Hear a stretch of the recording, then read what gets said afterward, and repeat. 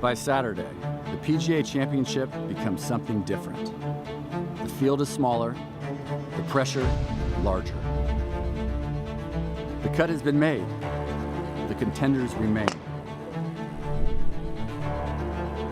Now every shot matters a little more. Every mistake lingers a little longer. And here, just outside Philadelphia, that means something. Because every fan knows the difference between almost and a champion. This city is built on grit, on resilience, on earning every ounce of respect.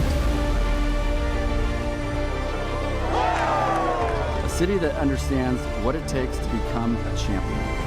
And now, that same test awaits the best golfers in the world. And for those still standing, the opportunity is unforgettable. But only one player will leave Philadelphia having conquered it all.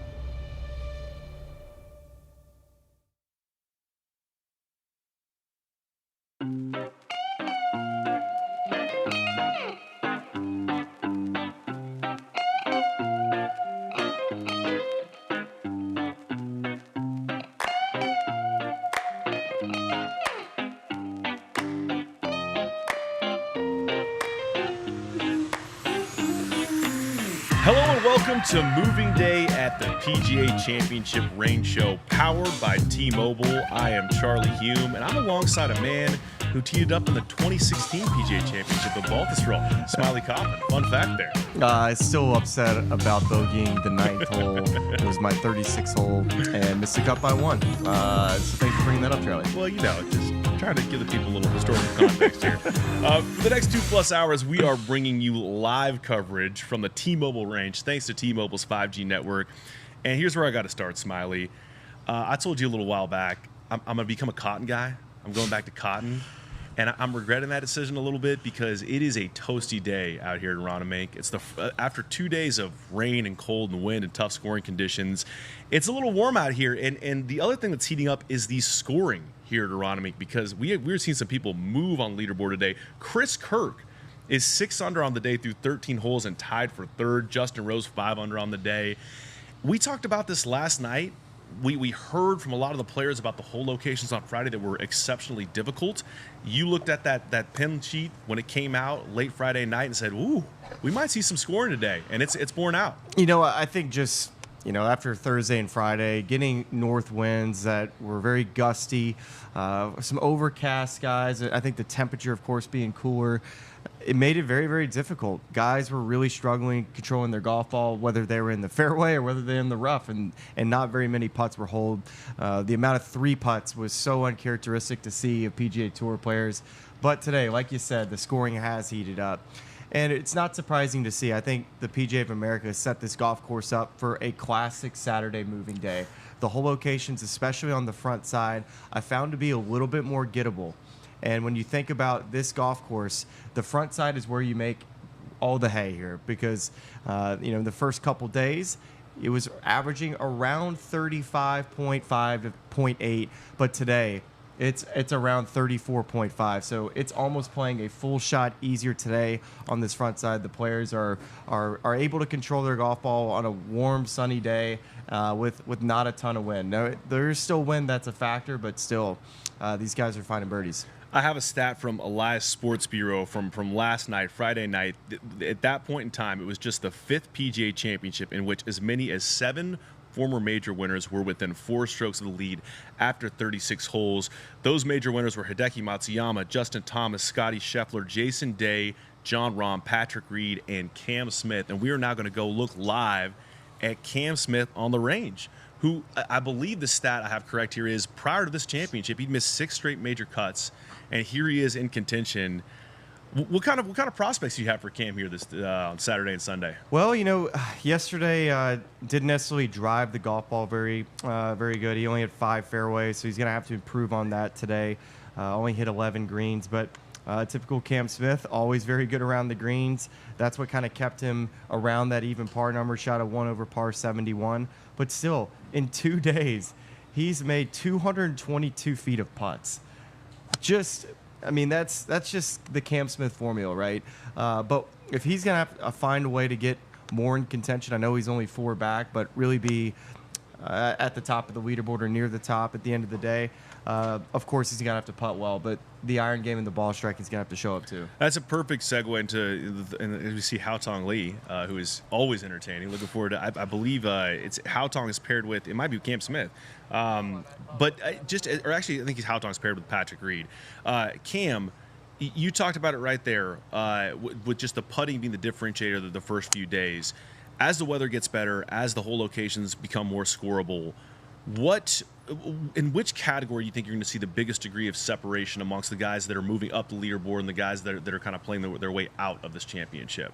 Well, I mean, agronomy, it tests every part of your game at some point. You know, the front side, it tests a little bit more with your wedge play and just being very precise, getting it close to the hole, where the backside's much more of testing, I would say, a little bit more long iron play, especially coming down the stretch. But I think all of these players are going to have to make an adjustment today, whether it's the speed of the greens being a little bit quicker, or it's understanding that this golf course is giving you a little bit more today from a scoring perspective.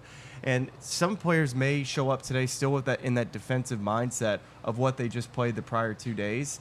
And so I think the players, of course, that are able to go out with that attitude, like Chris Kirk has done today, Michael Kim has done today, Justin Rose, and seeing that red on the leaderboard, all these players that are warming up as we speak right now know they have got to get on their front foot early, with that front side being the opportunity where you can go and get it. Looking at Cam here with the top tracer range visual up, and it looks like we're tracking what could be a 3 wood, maybe a 5 wood, where he's hit one ball a little right to left, just cut his last one left to right. What is his preferred shot shape? And am I correct there? Is that a 3 wood he's hitting? He's got it appears to be a 3 wood. All 4 of those look to be nicely struck right down the middle, based on where he's looking. But yeah, he's a guy that honestly he can change trajectories pretty easily. You know, I've played with Cam plenty of different times, and he's got a shot similar to Matt Fitzpatrick, especially with the driver, where he can hit it kind of bunty and low and find fairways, which with these fairways that are not flat makes it to where that golf ball can really start to run out into the rough here. So you really have to shape the golf ball off the tee with what the fairway's doing. And it's such a, unusual thing that we don't normally test. But I love that all these players aren't just getting up there and just able to bomb it off the tee. They've got to have a shot shape in mind in order for the golf ball to end up in the fairway. And I remember you saying that yesterday, starting to work now with Claude Harmon the third, and maybe the first place they start to get it back with the ball striking is, let's just find one shot shape that we're comfortable with, that we can repeat over and over again and do that well. We're doing our best to figure out what they're trying to do through these rehearsals, even though you haven't had a chance to talk to his coach or his caddy. But he had 2 sort of things there where, look, he just made that right wrist. We were talking about that this morning, just throwing the club head. From what you can just see him with his little sort of minute movements here and what he's trying to rehearse with his hands, what do you think he's working on right now? Well, based on what I watched yesterday, he's kind of working on the takeaway, keeping that club on plane on the way back. And then, Cam always, I've felt like, gets it a little bit too across the line the higher he gets up in his bag. So there's going to have to be some type of waiting and rerouting to get the club back on the plane. And for someone like Cam, sometimes what that will cause you to do is it causes you to stall out a little bit. It causes your tilts to be a little bit off to where you're not able to keep rotating through. And that's where you kind of get the two-way miss with Cam at times, where he'll, on the first round on 18, hit a big old high hook to the left. He's got that shot, unfortunately, and then he also has the peeler out to the right. For him to get it a little bit more dialed in, I want to see what we've seen on this range, which is, hey, if it doesn't feel quite right, just play a little fade. I think that's always something that players can just see one shot shape. You've seen players not have it, but just go to some type of bleeder cut, get it in play. His iron game is better than his driving, and we know how good his putting's been this week and his chipping. We're gonna head next to another major winner who had an electrifying start to the season on the DP World Tour, Patrick Reed, a guy who really just seems to show up every single one of these major championships. And this is maybe the favorite Smiley Kaufman Major Week trope is we sit at home or we sit in the media center watching stuff, and Patrick Reed makes a birdie. Golly, it was a Patrick Reed week this entire time, right? And it's literally every name on the leaderboard. But Patrick Reed is a guy you mentioned. Why has Patrick Reed fit this specific course so well? Well, I think Patrick he's got one of the best putting strokes and really pitching that we just watched Cam Smith and Patrick Reed. Like, these guys are at the top of the big board for me of guys I like to mimic. I love the way they approach their short game. Both very simple. Patrick Reed is it's disgusting what he can do around the greens. You know, his feel and his ability to throw the club head around the greens, especially when you get this real thick blade. You know, oftentimes you see players come up short when you have a thicker grass around the greens. Patrick's so good at knowing what energy he needs to put into the golf ball to get it close to the hole.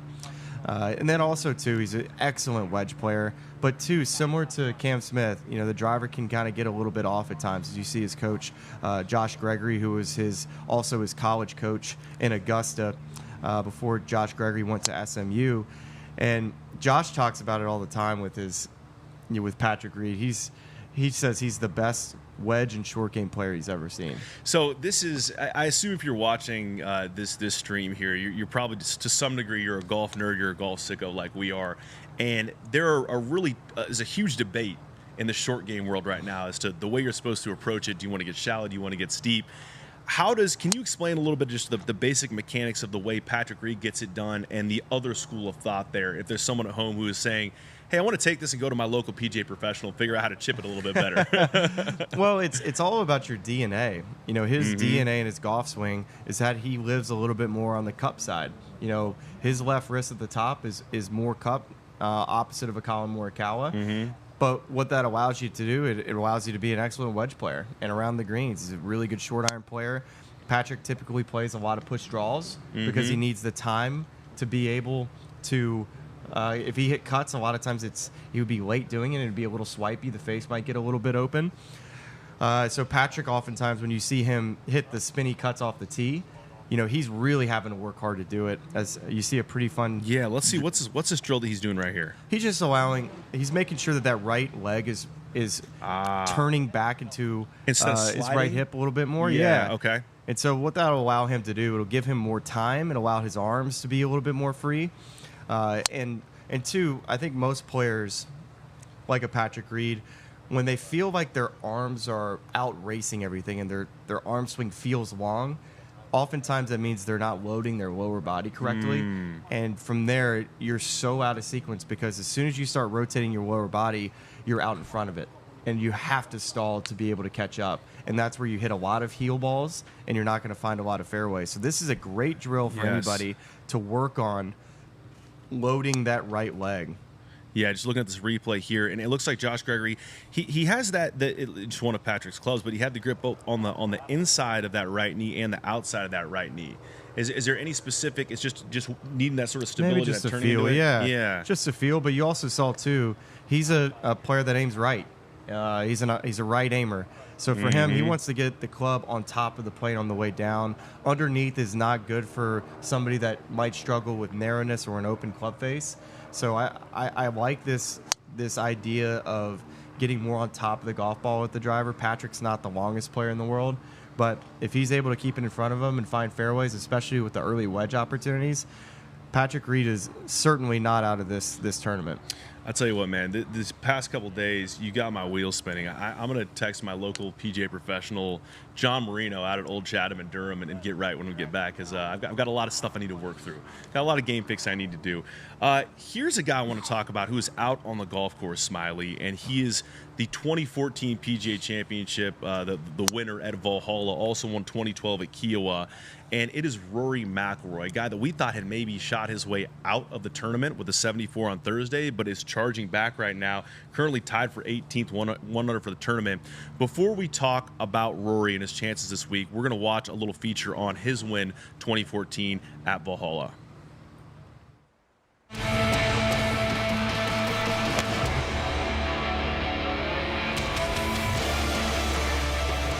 be good. Oh, it's a beauty. Fantastic.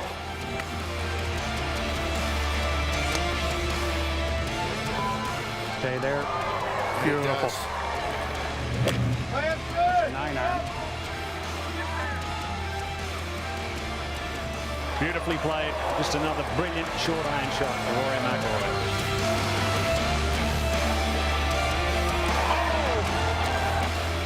And we have a shining star at sunset.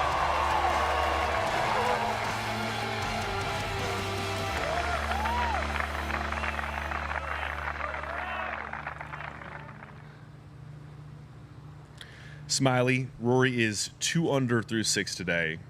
1 under for the tournament, 3 shots off the current lead, but we expect if scoring keeps up for that number to move, go a little deeper today.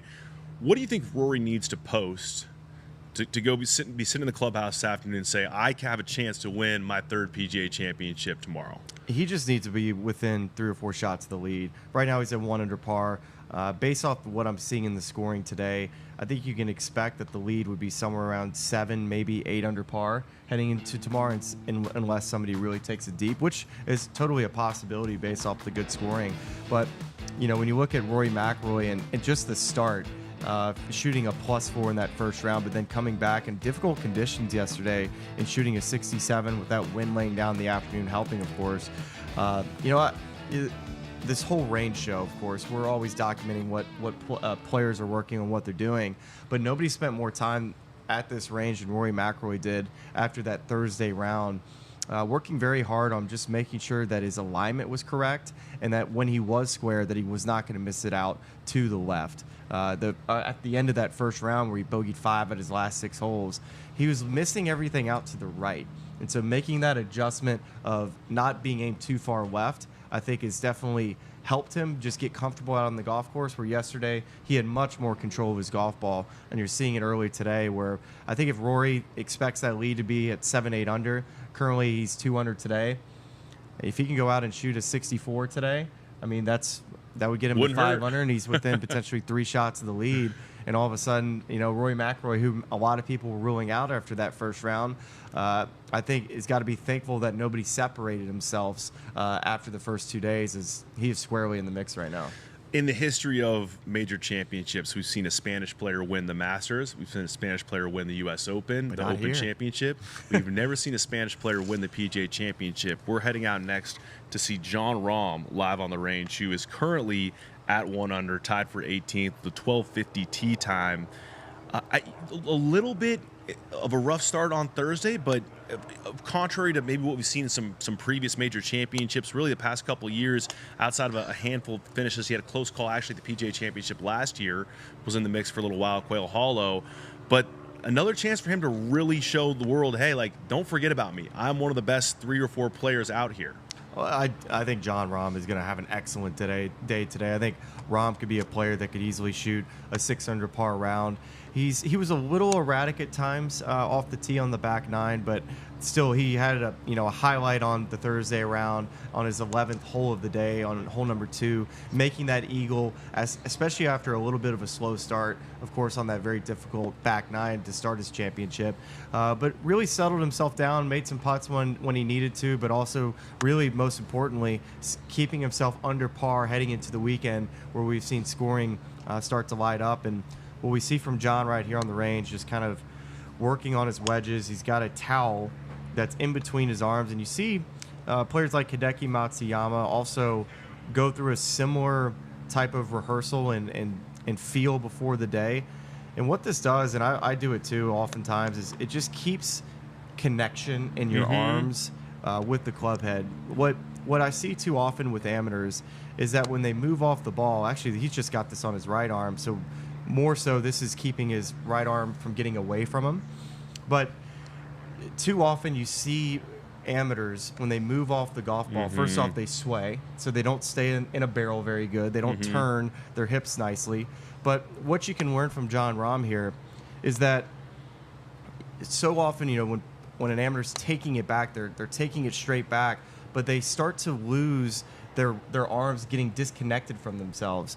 So if you're able to feel like you can tuck your shirt into underneath your right armpit, similar to the feel that Jon Rahm is creating, it'll help you first, number one, set the golf club, keep your arms more out in front of you, and also make sure that it helps really with contact and keeping your your sternum and your chest a little bit more on top of it versus getting swayed off the golf ball, which is not going to help you at all, especially if you're in fairway bunkers or trying to hit wedges solid. You had me doing this exact drill this morning at our rental house. It did, yes. It felt good. I liked it. There was something there. How do you reconcile that? And obviously, I mean, your understanding of this is more complex, but we talk a lot about, creating width to create speed. And so, like, keeping to where you're not chicken winging that right arm, but also creating width with your arms. How do you match those two things up? Well, I think one of the things I really believe in the golf swing is that I believe in width in your arms, and I also believe that your sternum should be pointing at the ball or in front of the ball at impact. Mm-hmm. And what that allows you to do is to keep rotation in the golf swing. Now, where do people really start to struggle with their swings? It's when their sternum and their chest is pointing behind the golf ball at impact, and their arms are really narrow. So when you don't have width and you're dragging the handle, that's where you have a lot of heel hits, the club face is open, and it's a game of chance whether you're able to get it timed up. So drills like this is, you saw how accurate his, based off of our tracer technology with T-Mobile, how good he was keeping inside a little semicircle, which you have to do in a tournament. Right. But it's the little things that you can that feel you can create pre-round. Well, and it's so interesting to me looking at just the stats, the strokes gain stats for the week, where the correlation between strokes gain around the green and the actual leaderboard itself, where Jon Rahm is second in the field this week in strokes gain around the green. You have Max Grazerman, who's not teed off yet, who's 3 under. He's leading the field in that category. Min Woo Lee is 5th in that category. Maverick McNeely, who's tied for the lead, is 6th in that category. And I think it really connects back to what you're talking about the blade of this grass and the way different guys get it done. How does Jon Rahm do it around the green, and why is that helping him succeed this week? Have you ever seen a Spanish player not be good around the greens? I'd be hard-pressed to find one. There's something in the gene pool, I'm telling you. With Seve Ballesteros, how great he was with the wedge. Jon Rahm also the same. Jose Maria Olazabal, I mean, gosh, watching what he did at the first major this year was phenomenal. I mean, it's creativity, it's touch. I think most Spanish players always play with fire and passion. Sergio Garcia, how could you forget about him? The PGA Championship in Medina. It's just the flair of the game in which Jon Rahm has always played with since he was a collegiate player. And I think it's important to play to what your DNA is, and he definitely has a bit of that. And when you talk about his short game, how could you not think about the chip-in that he had at the Ryder Cup this past year at Bethpage, left at the green at 8. I was actually down on the ground and went and looked at his lie really closely. I'm thinking, gosh, best case scenario here for John is he'll have 10 to 15 feet past the hole. What does he do? Bumps it into the hill and rolls it in like a putt. And I was like, this is just silly. And I know the European Ryder Cup team, it's kind of what they've done to the Americans. But still, just an excellent short game. Okay, well, that's actually a great segue, Smiley, to the Ryder Cup, because there is a later tee time, 2 o'clock, that I want to talk about that's going to have some good vibes. I know they were on the losing side this last year, but Cam Young and Justin Thomas. And before we get to a discussion about Cam and Justin Thomas, I'd love to watch, relive the memories of Justin Thomas's 2022 PGA Championship win at Southern Hills. So we'll watch a little bit of that, and then we'll come back and talk about the way these two together could move well and maybe shoot up the leaderboard and be in contention, just given the good vibes in this grouping. Let's watch JT's win at 2022 at Southern Hills.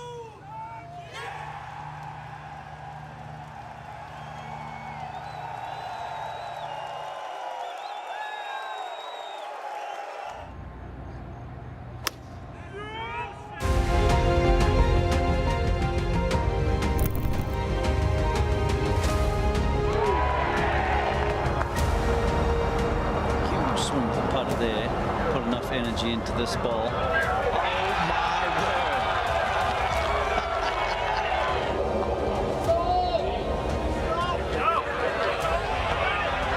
Oh yeah. Well played.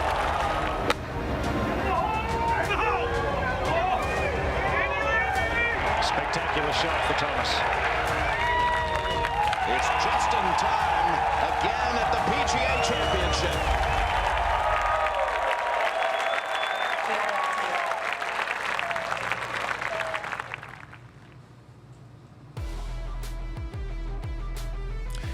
Fun fact, that also marked Smiley Kaufman's debut as a golf broadcaster. I'm watching one of his good buddies, one of his best buddies on tour hoist the Wanamaker Trophy at Southern Hills. What an event. Southern Hills was phenomenal too. And it's good to see that the PGA America is going to be heading back there for the PGA Championship. Southern Hills was really an incredible venue. And so these two guys, it's so appropriate to have them paired together. Both their dads, longtime PGA professionals, got them into the game, helped them love the game. You know, we've talked to both of them, and I think the funniest thing is thinking about the instructional piece of what was the thing you hated to hear the most from your dad when you were younger, and how right were they down the road. So it's just that whole evolution of father-son and getting the game of golf is a really cool one and part of the fabric of this event and this week. These two guys, of course, played together at Bethpage Black. Good friends. They've hosted some charity stuff together. That has to factor into how they're going to play today, right? When you get a good vibes pairing, you know, good energy. We also saw it in some ways with Cam Young and Matt Fitzpatrick, who were TGL teammates, and that final pairing in the Players Championship when they came down the stretch. I mean, how does that factor in today for these two guys? Yeah, speaking of actually that charity work they're going to be doing together, it'll be down in South Florida. The PGA of America is going to be involved in that endeavor as well. So definitely check that out. Cam Young is going to be a captain. Justin Thomas is going to be a captain. Going to have some juniors playing down in South Florida, so make sure to check that out. But when it comes to these two today, I think this is just an elite pairing, right? At 2 p.m., these guys are just far enough behind, you know, those last final groups to really have a chance to charge up this leaderboard. Cam Young, you can't really name very many better golfers in the world than this guy right now, with his just elite ability to be precise off the tee, finding fairways with his length as well. But the common denominator lately for Cam Young has been just his belief just in himself and his own game, that he's not going to go out there and feel that, you know, his stuff is good enough to win any single week. And I think once he realized that and stopped putting so much pressure on himself and then finally got over the hump, we always said the floodgates could open. And we're there. Yes. Yes. It's open for Cam.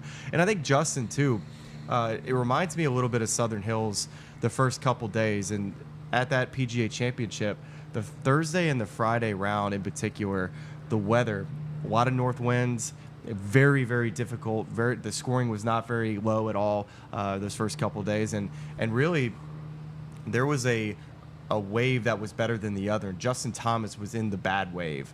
And if you recall Mito Pereira, he was in the good wave coming down the stretch. But similar to this week, there wasn't necessarily a good or bad wave. I would have said that I would rather been early late based off of the wind kind of dying down yesterday. Yes. But still, nobody really took advantage of it. The scoring is still very, very bunched. And Justin Thomas, you know, in a very difficult Thursday and Friday round, hung in there really nicely. He was under 200 par rounds in a row, and then started off, because early in the morning it was a little rough sailing. I mean, and it's quite easy to kind of throw in the towel, and he really stuck with it and ends up where he is, you know, with one of the later tee times on Saturday. How many PGA Championships is Justin Thomas gonna win by the end of his career? Yeah.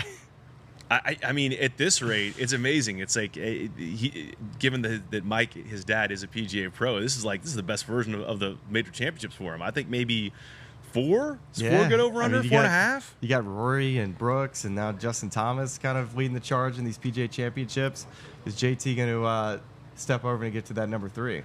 So the 1 o'clock tee time features a PGA champion at the 2015 PGA Championship at Whistling Straits, and Jason Day. He's playing alongside Patrick Cantlay, who's 1 under, tied for 18th currently.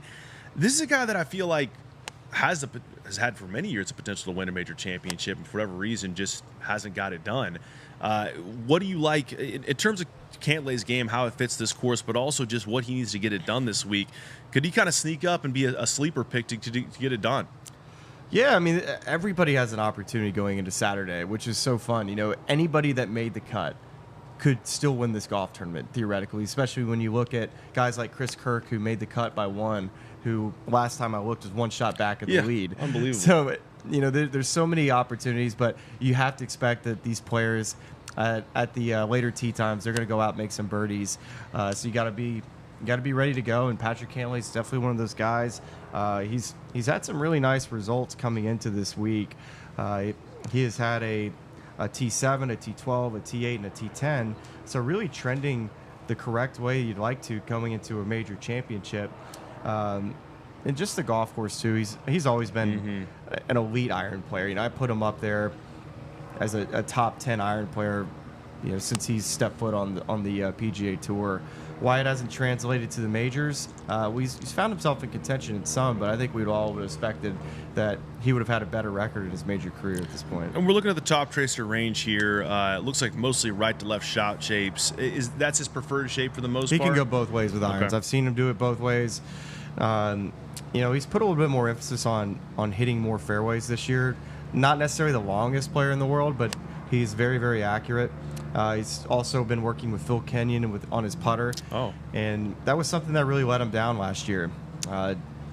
And I think for Patrick, he's such a, you know, in the same light as you would compare it to maybe a Matt Fitzpatrick, who when he goes and makes a change, he wants to be able to not only make that change, but then make those improvements. And you're starting to see it too with the putter. And even since he was a kid, he was always the guy that made everything. Like, I remember him in junior golf was such an excellent putter, but his iron game is really his expertise. 10th in strokes gained off the tee this week, 11 in strokes gained approach, just to underscore the ball striking side of that equation. It's interesting because we had him grouped for years by virtue of their friendship and you know where they're from, alongside Xander Schauffele, and asked similar questions of Xander Schauffele as to whether, you know, he was going to win a major championship. And then of course he broke that sort of dry spell with the win of Valhalla in 2024, and then goes on to win the Open Championship later that year.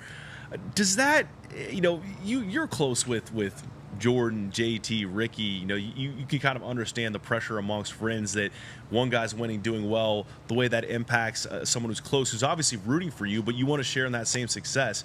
What do you think the dynamic is like between Patrick Cantlay and Xander Schauffele on that front?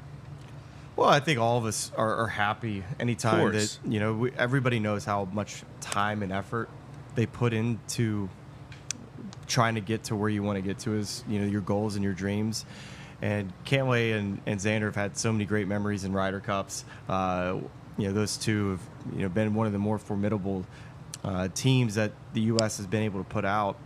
But, you know, these guys spend a lot of time with each other. They play a lot of practice rounds with one another. They joke. They stay in, similar houses certain weeks. You know, I don't know if that's happening as much now with Xander with a little boy, where Patrick may be running his own houses. But, yeah, it's, you know, these guys, they put a lot of time and effort into their craft. And, you know, Patrick Cantlay, he's all business, man. He's even if you have a good relationship with him, when he steps foot on the property, not only himself carries this, but Joe LaCava, Jamie Mulligan, his manager Preston Valder, like, these guys are all dialed in. And because Patrick is, you know, it's kind of what he demands. It's the precision and just the determination that he plays with.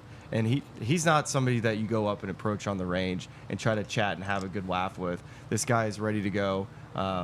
And that's the intensity he always seems to play with. Let's get to the other player in that 1 o'clock pairing, a man who, as noted before, won the 2015 PGA Championship, Jason Day. Jason Day is a guy who obviously had maybe the best or the most aesthetically pleasing golf swing since prime Tiger Woods. Had the injury issues, but has found a way to kind of remodel his game and win in recent years, and has been in and around it in some of these, you know, big events, but of course major championships as well. Let's look at Jason here. First of all, with Jason, you always got to start with the clothing. Let's get a 1 to 10 rating on the scripting today for Jason. It's pretty standard for him. I mean, yeah. Well, actually, I wouldn't call it standard. This is pretty tame. Pretty tame by Jason Day standards. Love the vise, though. Got to appreciate that. How about that, huh? A couple of visor guys here on the site. Well, I first off, Jason as a person, he's so friendly, so outgoing. He's a professional golfer, but he'll also call himself a YouTuber now. You know, with all the stuff lads. he's doing off the golf course with his crew. But, you know, he's still one of the best putters in the world. And for Jason, it all comes down to, you know, just how well he can hit the golf ball. And I think he surprises me at times with how high he hits the golf ball. This is going to be his 7-wood right here. As you can see, he's taking a divot. But he's always kind of working on something, you know, kind of a lot like Jordan, to where he has to have something he's thinking about. You know, where some players, are just thinking about rhythm in their swing, or got a song in their head. Jason's got something like, okay, I need to do this on my takeaway, feel this at the top, and feel this on the downswing. Like, he is able to compartmentalize and have 3 or 4 swing thoughts and be able to execute. Now, sometimes when it's off, it can be a little bit of a blender, but on a day like today, Jason Day, he's not afraid to go and make birdies, especially when the conditions are a little lighter. And he's still, he was in the first major this past year, was contending, and still has all the tools and to be able to put together a really low score today. And just another correlation this week, 9th in strokes gained around the green. Now this is, and I'm going to keep peppering you with short game questions because it's so important, not only in the context of this championship and the way that Arana makes set up this week, but really for everyone at home watching and trying to gain some insight.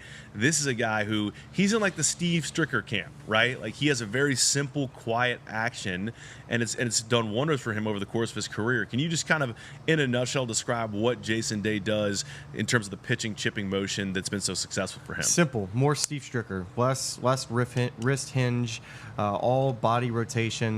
Different from like Patrick Reed we were talking about earlier? Yes, I would say yes, but not too far off. I would put Patrick Reed in the middle. I would put like Scottie Scheffler, Jordan Spieth, much more on the steep side of it.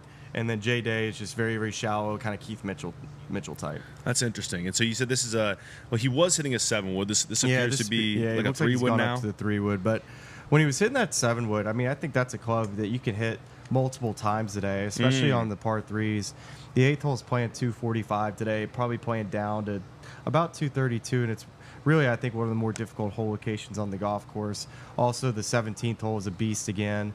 That hole is playing 241 yards. And then you got to think about, too, today, the par 5s might play a little bit shorter as the wind isn't going to be quite as big of a factor as it has been in the last couple of days. The fairways are firm. It's warmer out. So you could see some players maybe having some 7-woods into those par 5s. And I was going to get back here to look and see where we are with just the day's scoring. And Chris Kirk still plugging along 600 through 15. Kirk is correct. The last time Chris Kirk won was at the formerly named Honda Classic, now the Cognizant Classic, in that playoff with Eric Cole, correct? Yeah, that sounds about right. And it's funny, I was looking at the all the scoring last night and scrolling down the leaderboard, and I was trying to figure out, what this golf course was really rewarding. And I was trying to find just the approach the green category, thinking that was such a big statistic heading into the week. And Chris Kirk was second in strokes gained approach after the first 2 days, and he had lost over 3 strokes gained putting over the first 2 days. I'm thinking, man, if Chris Kirk can go out there tomorrow morning and make some putts, I'm not saying he's going to win the golf tournament, but at least he can get back, maybe a backdoor top 10. And then, of course, what's happened today? Well, the putters finally showed up for Chris. The iron game had been so good. So not surprising, as, some players, when they leave after a Thursday or Friday round and they look at their stats, and they're, especially when you're almost leading an approach category in a golf course that really requires you to do it well, you have to think a low round's coming. You just got to keep believing. So good to see that Chris Kirk was able to go out there today in his proximity. He's averaging 21 feet from the hole, which is very, very tight. And then the putting, he's gained almost 4 strokes putting today, where he really struggled with that the first 2 days. I'm going to take you back to Valhalla, second time on the show. Lots of fond memories for us at Valhalla. That was the first time. That was our debut in T-Mobile Club Magenta. So a lot of synergy here. Let's go to Xander Schauffele's win, 2024 in Valhalla, to set up his performance right now on the course, because he is moving up this leaderboard. Let's watch this, and we'll get back to some breakdown of Xander.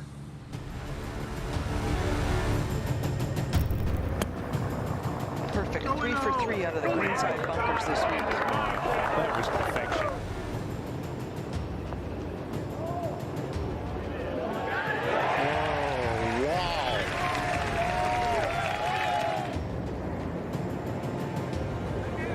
Oh, yes. Oh, yes. To win it all.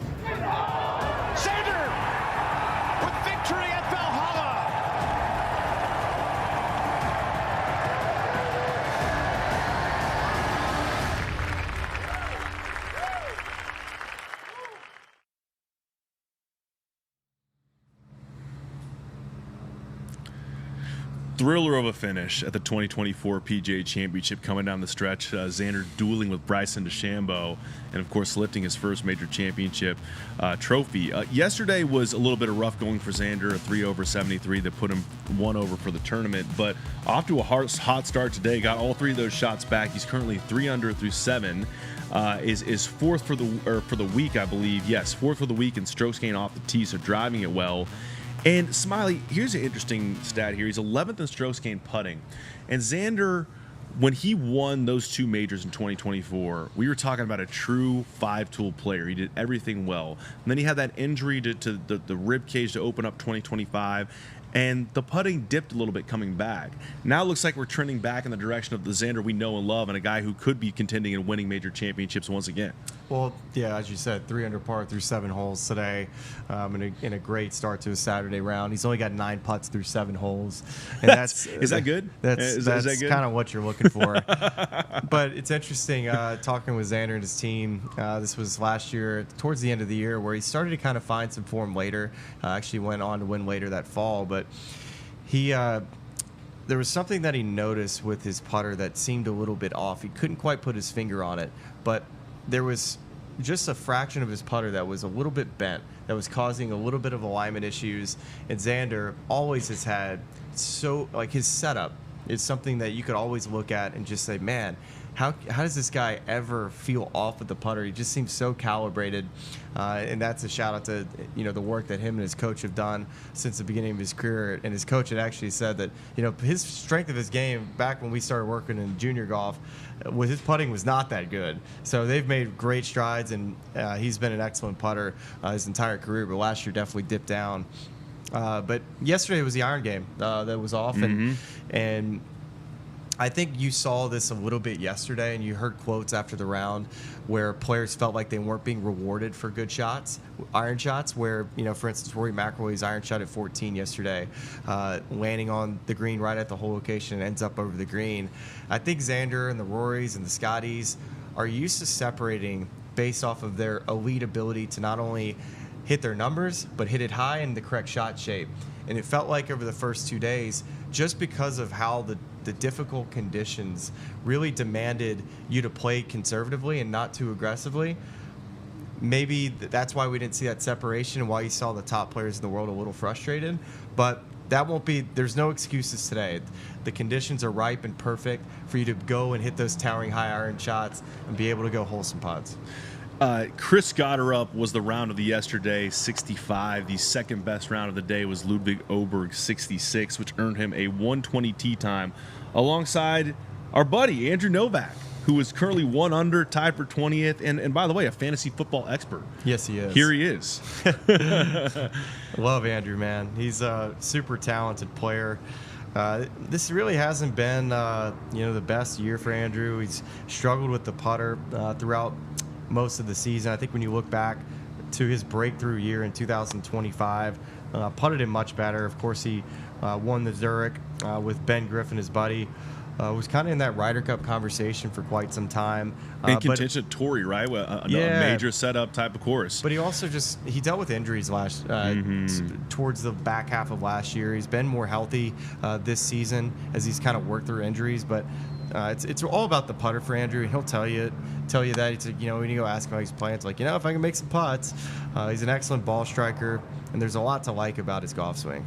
Yeah, it's just looking at his list of results this year. To your point, I mean, there's a tied for 14th of Valero Texas Open, tied for 16th the RBC Heritage, and then the other, the only top 10 finish was the team event, the Zurich. What can a week like this, especially being finished top 20, top 15, top 10, do to really get the season back on track and feel like you're not, headed to something where it's a loss, hitting the reset button? I mean, it could do wonders for Andrew's confidence to really get it done this week. Well, he's a confident player. 1 week's not going to change the outcome of a year, but what it could do is get him the confidence that he needs to really turn an average year to something that is similar to what we saw more so last year. Christopher Rayton, our most recent winner on tour, I'm just looking at this leaderboard now, 5 under for the day through 16, which I assume means he eagled the par 5 16th. Another guy surging. Justin Rose, 5 under for the day, 2 under for the tournament. How about Justin Rose on the left rough on 9, his 18th hole of his second round, one shot outside the cut line, chips in for eagle to get to 3 over and make the cut, and now is tied for 10th in the tournament. I mean, just some of the storylines here that Rahmi's provided are just phenomenal. Yeah, you know, this is something interesting too today. So you mentioned Christopher Rayton's eagle at the 16th hole, but what he also eagled, he eagled the 13th hole. And folks, that's not a par 5; it's a drivable par 4 today. And the number for the third in round number 3 at the 13th hole's playing 292 yards with a friendly hole location. Really, I thought there was a chance they would put it in that front left to really challenge it, or actually more so front right would be a more difficult one because there's OB that's working just off the left. And when I look to see, you know, as we have players hitting 3-woods today, that's most likely going to be the club they're going to hit off this hole today. But it's one that you can easily, you know, find your way that works in between the bunkers and, you know, have a decent look for eagle, which I love the way this golf course is going to play today because it's set up for birdies. And it's about, can you go out and execute? Now, we'll see if the wind picks up at all this afternoon, but with clear skies and lighter winds, we're seeing a ton of birdies and some eagles, which we haven't really spoken about much this week. I'm holding in my hand, Smiley, a T-Mobile phone that you can text 564-999-8248. This is the Text Us Your Swing segment. With the help of T-Mobile's 5G network, you can send videos. Just send us some vertical videos down the line, maybe even a face-on video. Just do it vertically, please. Send it in, and we'll get Smiley to break it down. So 564-999-8248. We're going to get those videos right here, and I'm told we have one for you to break down right now here on the show. Philly Fanatic was great yesterday. Love the hard to Fanatic. top that one. We need a Gritty. Is that's a Flyers mascot? Is it Gritty? Oh, okay. Oh, cut off. I like it. Okay. That's a little bit laid off. okay. Those All right. hands aren't very deep. I'd like to see that hand get a little bit deeper and a little bit less laid off, which would, I think, help him not quite get as steep to me. Is he a candidate for the Jon Rahm towel drill? Get this guy towel under his armpit? I think it actually would help him. That right arm, I don't mind it separating a little bit, but for him, it's, can you find a way to get just that club a little bit less laid off at the top? Okay. And I think if you can get his hands a little bit deeper at the top, then from there, I think it'll be a little bit less steep to where you kind of swipe it a little bit less, because you see kind of through the shot there, that right leg is kind of buckling down and in, so he's trying to stay down and through the shot. I think that's more so just reacting to the club face. Yeah, I need him to text me a pair of scissors so I can cut the sleeves off this polo, because it is getting steamy out here around me. Steamy. You want to roll up the sleeves in the show? Let's go to a man. I want to use his nickname. Can I say Quadzilla on the show? Yeah. I just did. So Kirk Kitayama on the range. This guy is a phenomenal ball striker. Yes. And putting's been the thing for Kirk Kitayama to figure out. And here, let's take a look at his action here, because you just love the way this guy hits the golf ball. I love the way he swings the golf club. And Chris Como and him have worked very hard on getting his action just so dialed in. It's one that I would love to copy, but I can't do it. It's just not in my DNA. And I love what he gets early. He gets a ton of early rotation off the golf ball. He's not one where his chest is pointing at the golf ball halfway back. You see how rotated his shoulders get in that face-on view? And what that allows him to do, it allows him to stand the club up vertically. So when we were just looking at that swing just a moment ago from somebody who texted in, Cut off, man. kind of the opposite here, because what he does such a great job of is not getting the club laid off at the top. He gets it stood up because of all that early rotation that he gets. The club gets more vertical, and what that allows him to do, it allows him to bow his left wrist immediately out of transition. So when the club is stood up, he can make the club head work behind him. Look at the bow right there on that wrist, and just not like you're be talking stuck. about. So it's going to be up, and then he's going to be able to bow the left wrist. The club is going to work behind him, but the face is not going to be open. It's going to be a strong face, and from there, he can push as hard as he wants off the ground because he's not out in front of it. The face is not open, And that's why he can absolutely mash the golf ball. So let's see what the flat carry is on this one via the Top Tracer range, because that one looked pumped. Last one was 292, 304 flat carry with that action. It's something that I probably can rehearse and try to do, but I can never, ever in my DNA get how bowed he can get it out of transition. It's amazing to me, because I'm somebody who just pulls and just rides that angle too long and forgets about releasing the club head. And so he's able to just marry them both perfectly, and I'm honestly so jealous. And we're seeing 178 ball speed. Is he a guy that lives in that high 170s lane, or can he get it up into the 80s? No. This is just driving range. We're warming up here, right? No, he's a 180s guy. Wow. Yeah, so he's just getting warmed up, man. Yeah.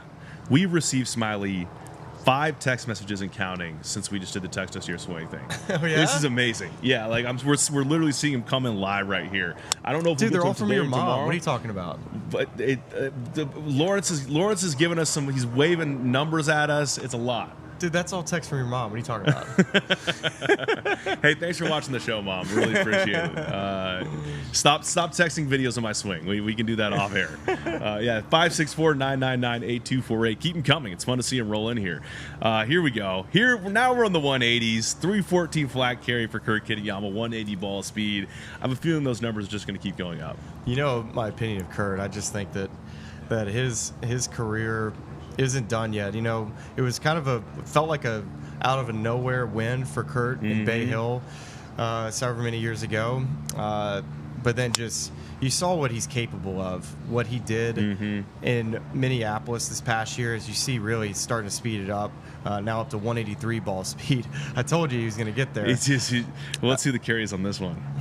Yeah, 316, 183. Golly, Wow. just launched to the back of the range. It's awesome. I love his golf swing, but he's, you know, it's odd to see that he's actually working on something. Kurt's kind of low key when it comes to most things, and Como's just, yeah, dude, you're in a good spot. Just keep sending it.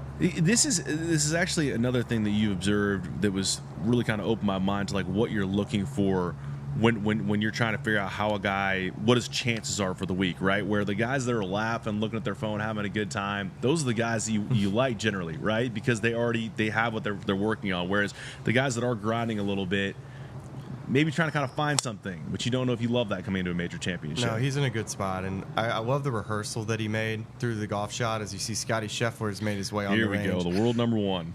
But Kitayama, it's another good thing to try to do in your golf swing is try to stay in posture.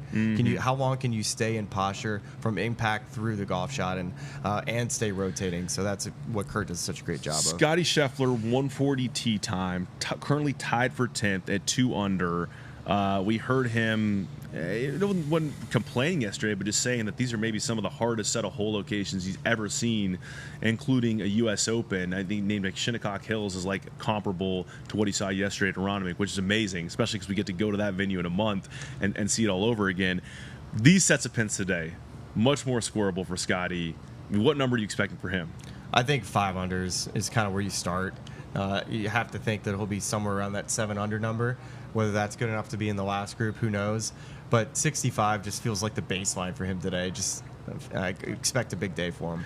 You know, it's interesting, too, because we're going to see his tee time here. He's playing alongside the young Spaniard David Puig at 140. And we talked earlier about, you know, Jon Rahm being the guy that could complete the Spanish Grand Slam by winning the PGA Championship. So could David Puig, a guy he's played well on the DP World Tour as well. This is a huge opportunity for a guy like that who, on the tour he plays on, doesn't have as many opportunities to accrue OWGR points. Yeah, and David Puig is just so fun to watch this guy drive the golf ball. He's leading in strokes gained off the tee this week, and also putting good, so that's a very good combination. It's going to be big crowds out there. These Philly fans have been excellent all week, and even, you know, these feature groups that have been finishing, you know, close to 8 p.m. on a Thursday and Friday, the place just feels packed. all the way through sunset every single night. So shout out to all the fans that have come out this week and supported.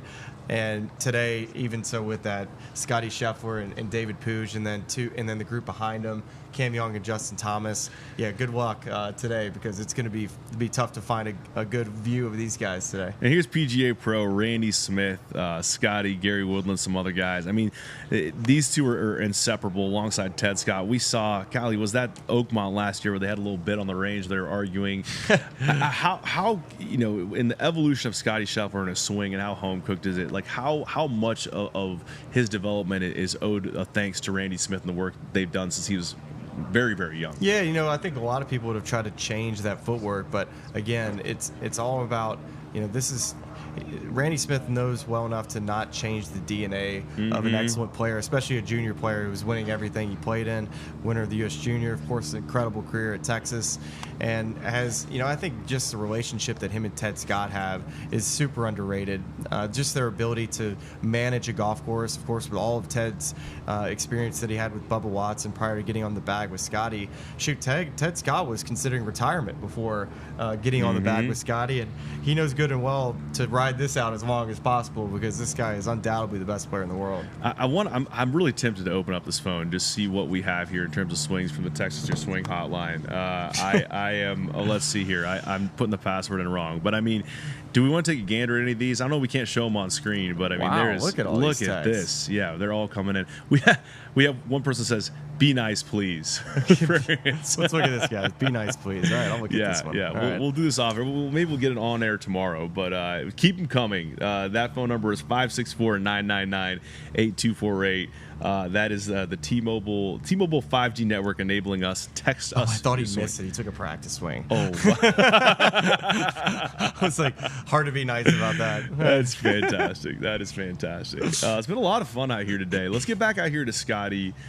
I cannot wait. I'm just getting so excited to get out there this afternoon. I think I'm going to watch that Cam Young, Justin Thomas group. But there is a chance that, once again, bunch leaderboard.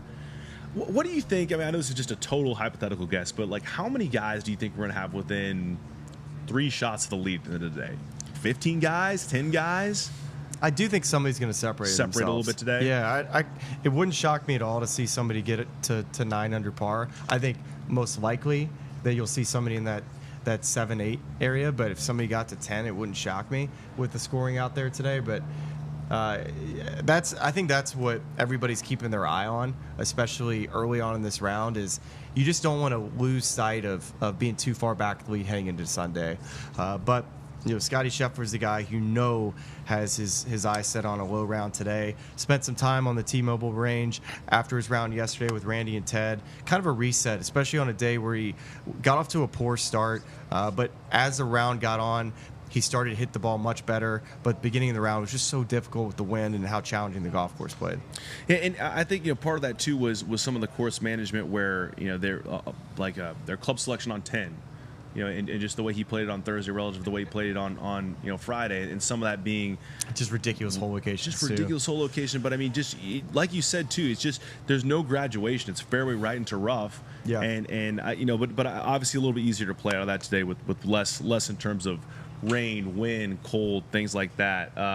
Scottie obviously in the mix there. What can you take a guess at which club he's hitting here right now? It looks like it was a flat carry, about 145 yards, maybe like a pitching wedge. Yeah, something like a pitching wedge. 9-iron. He always typically hits it so high. You can just see this apex is just ridiculous. Always get home and try to hit it as high as him and get really frustrated. But he's so good at managing his arms in his golf swing. His chest is really out in front of it. Pelvis is on top of the golf ball, and then that view. I mean, that right leg, how it's working through impact, is something that I wouldn't try at home, because you might fall over, because he almost does, and he's a really good athlete. But it's a reason why he's so good and so accurate.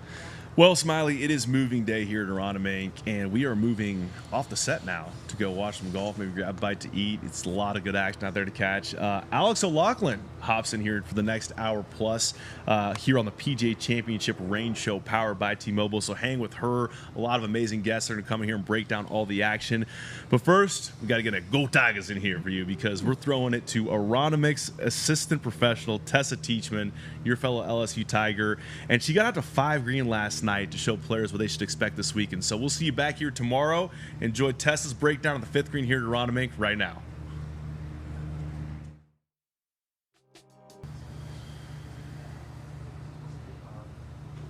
Great info from Tessa over the past few days. And if you're just joining us, we move into hour 2 of our PGA Championship range show powered by T-Mobile.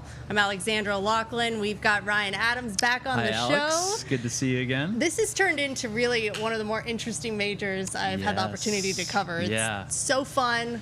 Weekend's going to play a lot different. What are you most looking forward to? Yeah, the leaderboard. There's so many people within so many strokes of the lead, and I think anything's possible today, which makes for an exciting moving day. We got a beautiful day. It's 70-plus degrees. I think this is going to be a all-time moving day for PGA Championship. Anything is possible.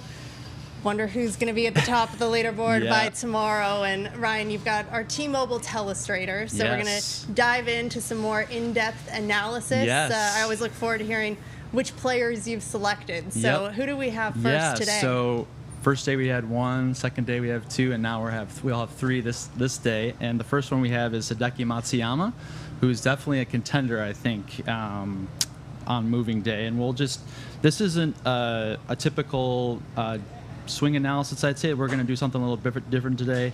This is actually a shot that a lot of amateurs at home might find themselves in, off the fairway, not sure really how to operate.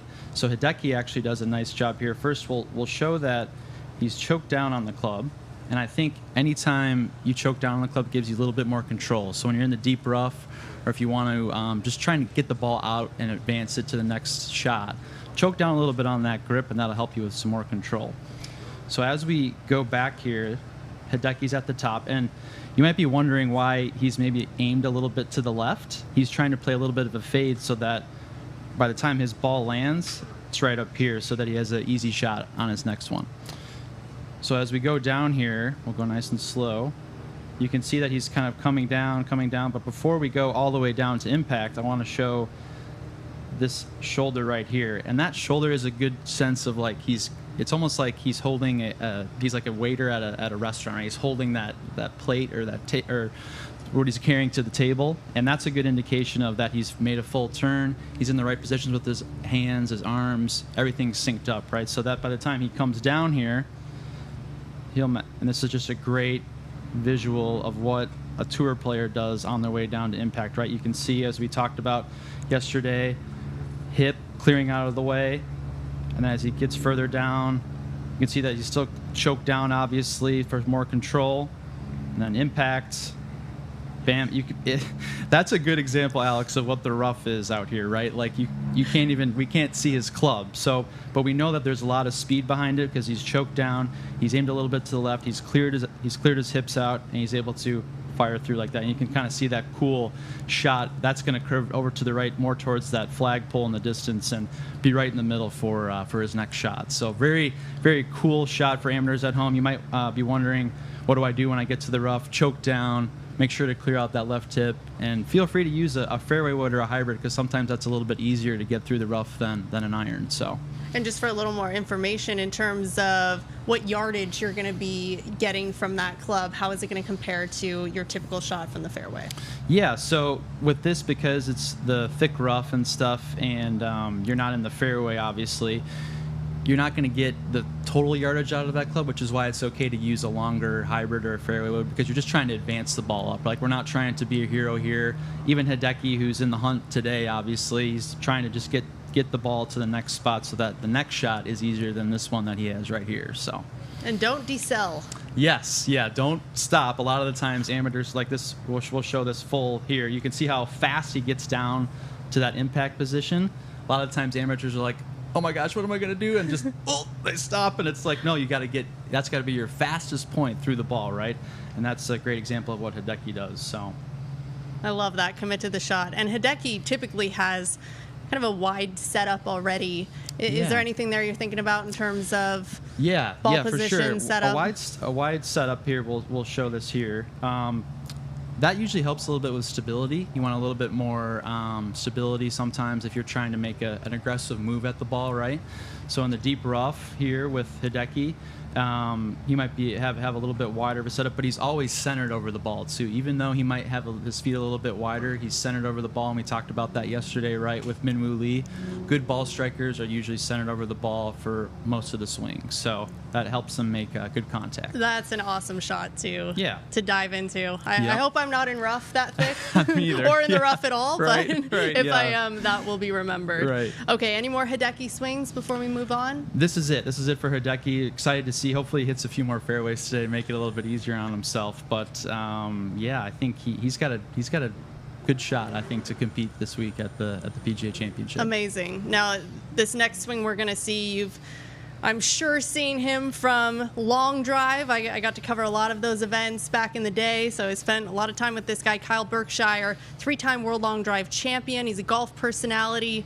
YouTube videos that we could all learn and be entertained by. That's right. So what do we have here? That's right. Yeah, we're going to run through the rating images. Everyone saw this yesterday. A great example of the technology available here at the PGA Championship. And I want to pause it right there.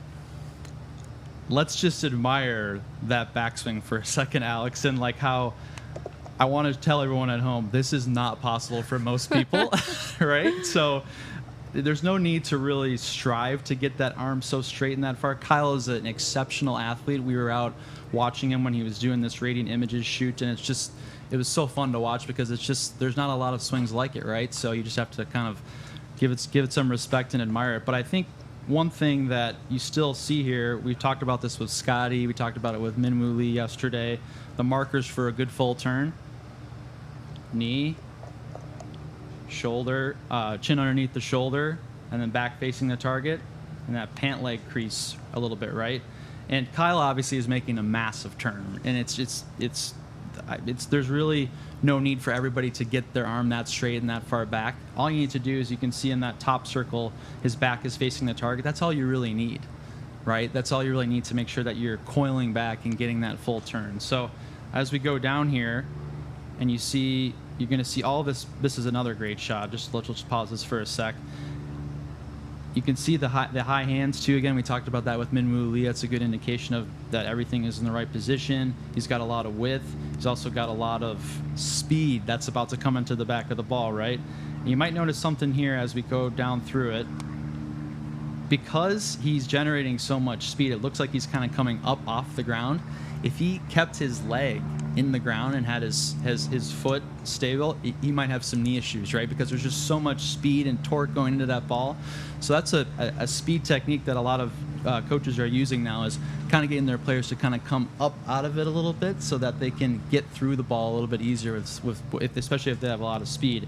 Now, not everybody is like Kyle Berkshire, or not everybody can do that. So just, practice efficiently. Don't be trying to swing as fast as possible. Make sure that you got the fundamentals down before you're trying anything like this. But we'll just go through here to the end. You can see impact. That left hip is open again. Another good marker for a good full turn. You can see here, I just wanted to show the foot coming off, and then obviously impact is flush. So yeah, one of the best swings in golf. Kyle Berkshire, really good hair too, by the way. We didn't have that yesterday with Min-Woo Lee with the flowing locks, but yeah, it's really a cool swing. And look at that vertical force. Yeah, a lot of vertical force, and just, again, good fundamentals. I mean, you see here from down the line, even before we get to the speed, it's easy to see that Kyle, he's got a lot of the things that you like to see as a coach, and that's how you can kind of translate that to good shots. How about also at the top, when we see that kind of disconnect between the right arm and the torso? Yeah, let's get up to the top here quick. And this is my favorite shot here. Yeah, the right arm, right, like that's again when we talk about the width. Sometimes we talked about that yesterday. The amateurs at home are a little bit too tight, and if you can kind of expand that width where you're turning and you're kind of getting that almost that right shoulder all the way back, so you're parallel, your back's facing the target. That's what Kyle does really well, and that allows you to kind of come down with some speed. You're allowed to get your hips to kind of clear out a little bit, and it's easier for a guy like Kyle to get that because he's got a lot of flexibility too, right? Like that's another thing, at home, if you're trying to get a little bit more speed, you can work on less like pumping a lot of weights and doing a little bit more band work and more mobility stuff and that, I can't guarantee you end up in this position, but it'll be a little bit easier to get some more power too. All right, well, swing your swing. You don't always have to copy these guys because Right. that's a hard one to have to pull off. Right, But yep. I love seeing that. That's Yep. great. All right, coming up next, we've got I think someone's swing that our Phillies fans will like. Our we Philadelphia are making Eagles the rounds fans. on the mascots for all Philadelphia sports. I don't know if we'll get one more tomorrow, but remains to be seen. But this is Swoop, the Philadelphia Eagles mascot. He was kind enough to give us a swing analysis video down the line yesterday. And so one thing you see about Swoop, like yesterday, we had the Fanatic, and he shared some things about his swing that maybe we could help him with. I didn't get any notes from Swoop. He stood me up, but that's okay. So I'm here to help him regardless. And one of the things that obviously Swoop needs to work on here, well, he's saying hi first, and then as we get into the swing, goes back, doesn't really have the best club face angle, right? That is like wide open, and it's going to be really hard to make good contact from that position, right? So where does that start? So let's go back to kind of coming down a little bit, right, in the backswing. So you can see here that he just goes further and further and further and further behind. You want to actually keep this club head. This is a good spot here. This club head kind of more in front of your hands to make sure you don't get too far behind the ball, right? Too far behind your body. Because when that happens, this is a great example of this. So as we go slow, it's hard for you to match back up at impact, as you can see here, right? So he's coming in. This is impact right here. He's coming in, and this is a chunk, right? He's hitting behind the ball. So it's a little bit harder for him to make crisp contact when he's in this position right here. I'll also say, too, one thing that you might notice, Alex, is Swoop's beak and his head is moving around quite a bit on the downswing, like as we see this right here, right? I do like how deep he gets up at the top. He does. He makes it. He learned from the telestrators of yesterday and the day before with the full turn stuff. But it's hard from this position to get back to impact okay when you're that far behind your ball, and especially when you're moving your head around. Like he's already. Like, I'm not sure where he's looking exactly, right? But he's moving that head around too much. So you might have noticed in Hideki and even Kyle's swing when we were watching them, their head stays stable all the way down through the center of their body, and they're staying over the ball, right? Whereas Swoop he's all over the place with the head. So if I were to go out there and give him a lesson before he hits the season this year with the Eagles, just making sure that he keeps that head stable and he's rotating around his body and keeping that club head in front of those hands, because I think that'll help him get a little bit more high. We saw the high hands with Hideki, high hands with Kyle Berkshire. I think if Swoop can follow their lead, he'll be in a good spot. All right, well, don't forget, Swoop's got that eagle eye, so no matter where he's looking, I think he's got something looking at the ball. True. That's for sure. Yep, no doubt. All right, Ryan, well, thanks so much for joining us again. T-Mobile Telestrator, very interesting to see those swings, and very excited to see how Hideki finishes up today. Yeah, we'll be keeping an eye on the leaderboard. Agreed. Thanks, Alex. Thanks, Ryan. Look at that, our beautiful Aronimic Golf Club. Round 3 underway. Up next, we'll be bringing in Nick Biondi, Director of Instruction from Radley Run Country Club. He's a local, not too far from here. Nick, how are you doing this morning? Good to be with you, Alex. This is so fun, and I know you're excited. You're a golf nerd like me, too. Total golf nerd, 108th PGA Championship. We can't beat it. Great weather at Aronimic, so it's going to be awesome. Yeah, talk about good weather. I mean, weekend's going to be amazing in the 80s.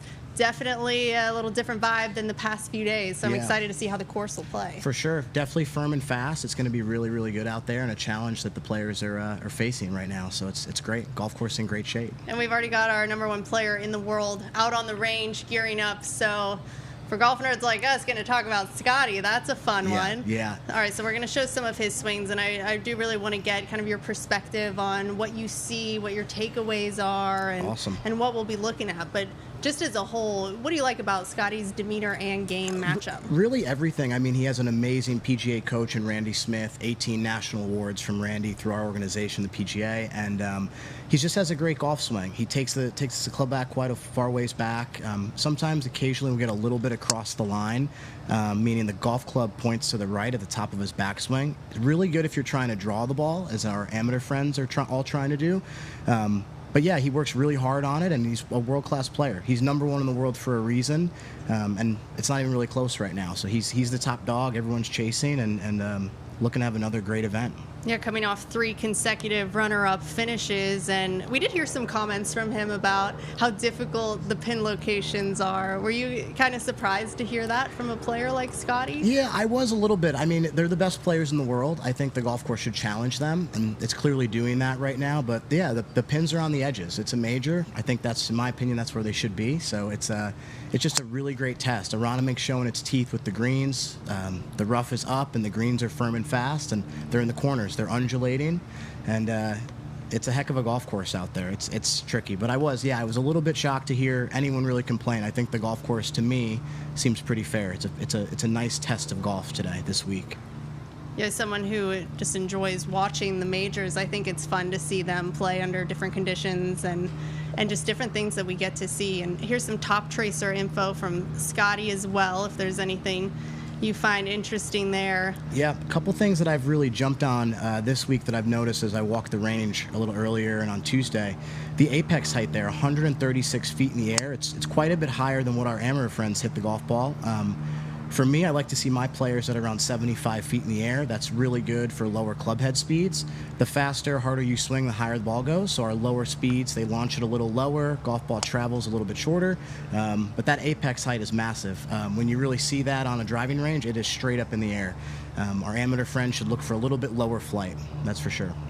Say that again. Your amateurs are at around 75? They're around 75, yeah. Wow, so that is a big contrast. Big contrast. The LPGA average is around 75 to 78.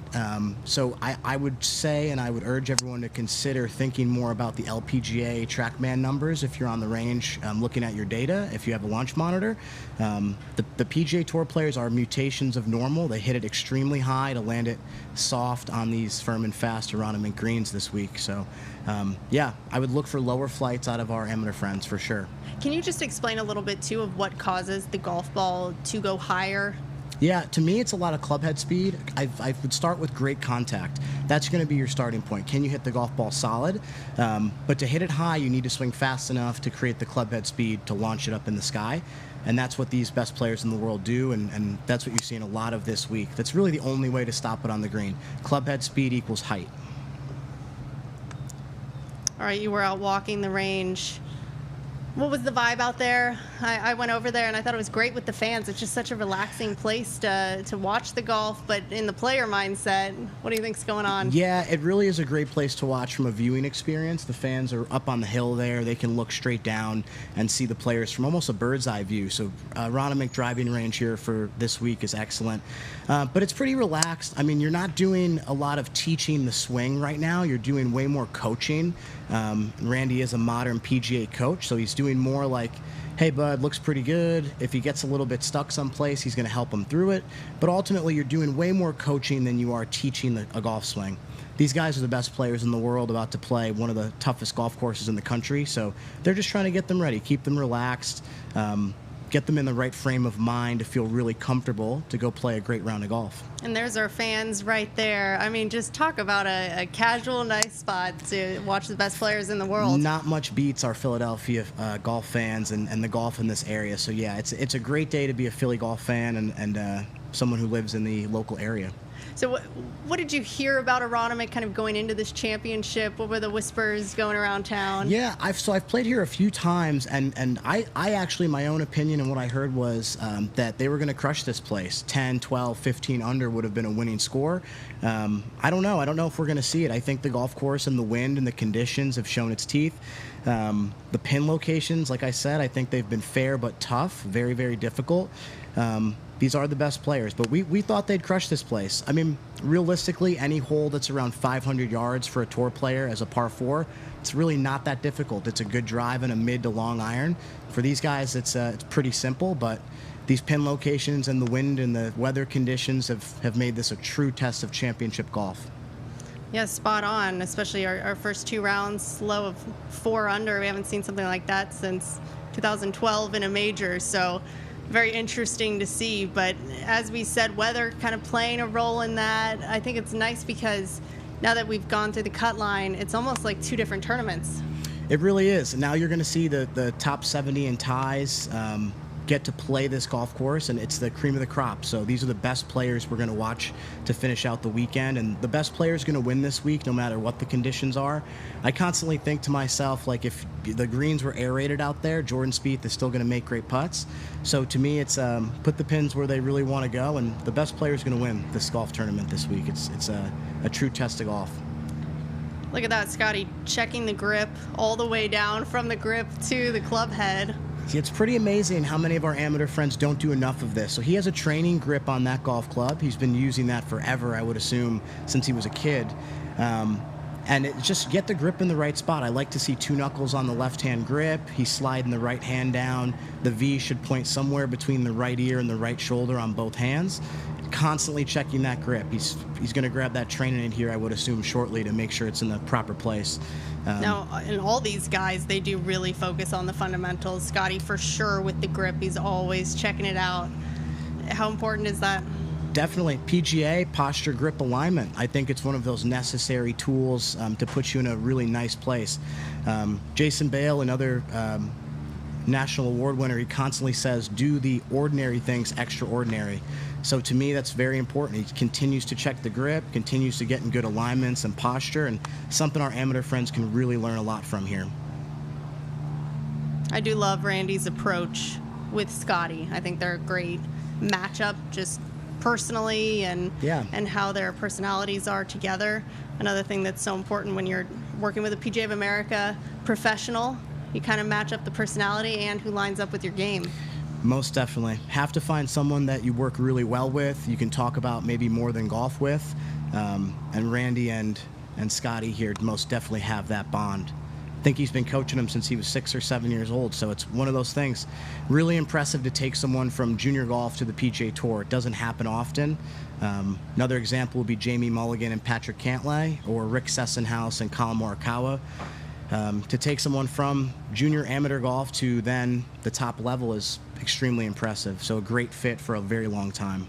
Now, when you're walking the range and you see these guys out there, is there something that catches your eye where you know they're dialed in, they're going to do great that day, or can it sometimes surprise you? Yeah, just like anyone. I think sometimes you've got great warm-ups and bad warm-ups, and you can still go shoot a score, but they're just trying to find a pattern. That's the biggest thing. Are they drawing it? Are they pulling it a little bit? I don't really know if the coach will jump in at this stage. It's kind of late in the game to be making a huge correction, but maybe just give them a little feel, like if they're trying to fade the ball, maybe swing a little more left or right, or put some alignment sticks down. But they're constantly working on those fundamentals like we spoke about. So, yeah, I think they're really just working on a lot of the fundamentals to get themselves moving and grooving and good tempo to go play this round of golf. Now we're going to take it over to Justin Thomas as Scottie walks up to the tee. JT, a guy who's won the PGA Championship twice, no signs of slowing down. What do you think about his game and going into the weekend? Yeah, one of the top players that we've seen. Another really high ball hitter. Hits it long, hits it straight. Here he is as well. And just great tempo, great rhythm to that golf swing. He does the ordinary things extraordinary, and it's a pleasure to watch his golf swing. Extremely high hitter that you're going to see here if we show the top tracer, but just another world-class player. They're the best in the world. Here we go. Beautiful down the line view here of JT. And that's his father there as well, his PGA coach to the right. And just a great rhythm, great grace and pace to this golf swing. He does all the little things really well. Rakes in another golf ball.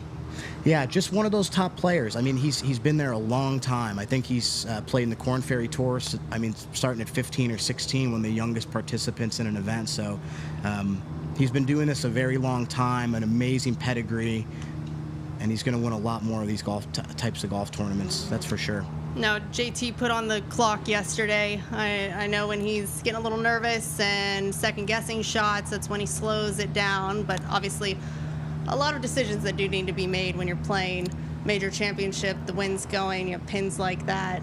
How do you kind of manage all of those different questions in your head and then commit? Yeah, that's a great question. My true belief is a lot of it comes down to breathing properly, doing some box breathing. Inhale for 4 seconds, hold it for 4 seconds, release that breath for 4 seconds as you blow out. But it's just important to get that rhythm and get yourself and your heart rate down a little bit.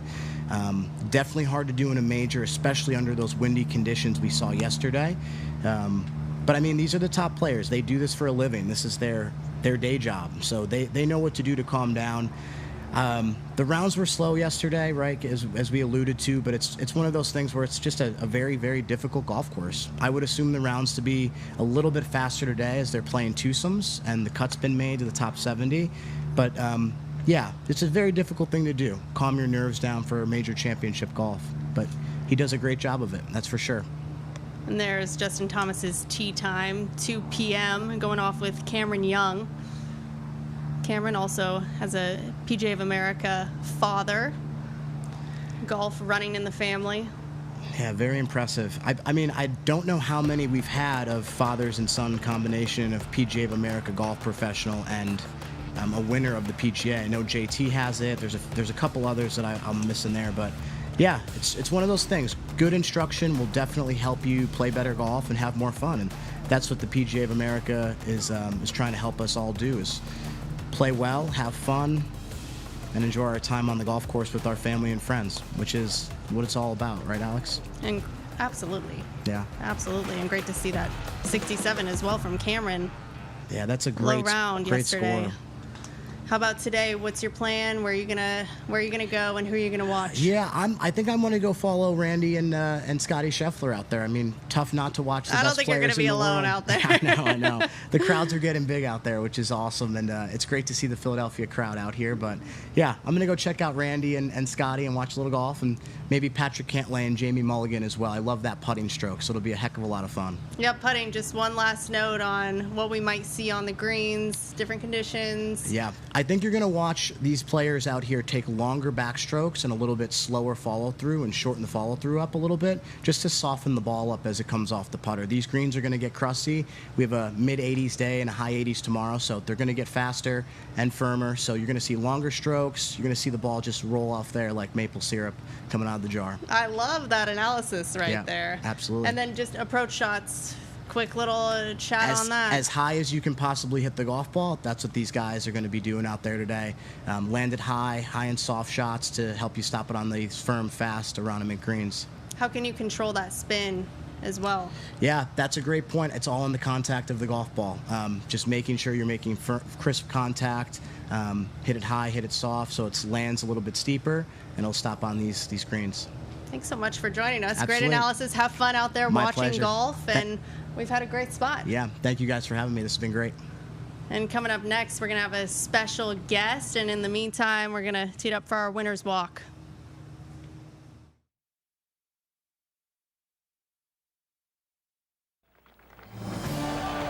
Par it he does.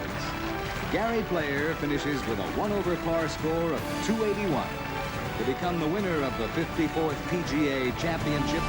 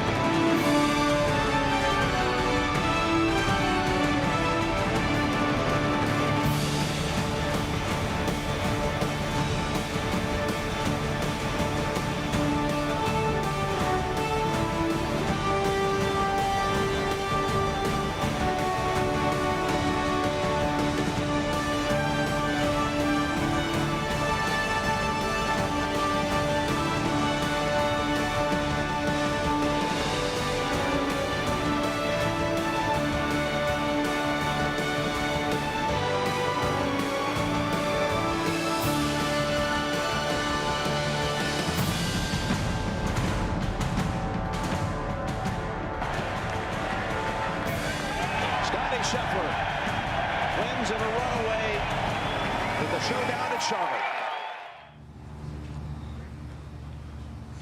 Talk about getting excited for Championship Sunday. That is very inspiring. And we've got Cameron Young, who's on the range, that we're just going to take a quick look at as he gears up for his 2 o'clock tee time with Justin Thomas. And I'm joined by someone very special at our desk today. He's a Super Bowl champion with the Philadelphia Eagles. Who we got? Cooper DeJean is in the house. Appreciate it. Thanks for having me. Welcome to the PGA Championship. Great to be here. It's great to be here. Is this your first professional golf tournament that you've gotten to be a fan of? I went to the Waste Management. That was the first one I went to, but this is my second. This is my first major championship, so it's cool to be here. Very exciting. Yeah. Anyone that you have your eye on that you're kind of excited to take a look at? I've always loved Scottie Scheffler, watching him play. It's hard not to like him, just the way he carries himself, the way he plays the golf game. And I'm a big Chris Gotterup guy too. He's been coming on this season, so our WM Phoenix Open champ this year. Yeah, it was fun to see him get it done. I'm excited to watch those two guys. All right, so just a quick note on your NFL schedule. It came out. What do you like about it? I'm excited for the new season. Obviously starting off with a divisional opponent, right off the bat with Washington, and going over to London, which will be fun. First time over there, so that'll be cool to see. And then, there's a lot more challenges throughout the season, so I'm excited for it. I mean, for us as golfers, when we make it through the season, we know which courses align with how our game is. How does it work in football? Are there certain stadiums that you like a little bit more than others? Yeah, I mean, anywhere we go, really, it feels like a home game, just with the way our fans travel. So, I always like playing in LA, in their stadium. It's pretty cool, and they don't get a whole lot of fans there for their home team, so it feels like a home game for us. But I enjoyed playing in Minnesota last year. We get to go to Chicago, back to the Midwest where I'm from. But really any stadium where there's a good atmosphere, I love to play in. Well, we were looking at Hideki's swing earlier, and he uses such awesome force, vertical force from the ground, and we were all pumped because you got an awesome vertical. We're wondering, you could probably make it over this desk. I try my best. We're getting some laughs from our friends over here. All right, so today you're going to walk around. You like watching golf on TV. How's your relationship with the game? Yeah, I've been walking around a little bit today. We're gonna hang out in the T-Mobile Club Magenta hospitality area over there.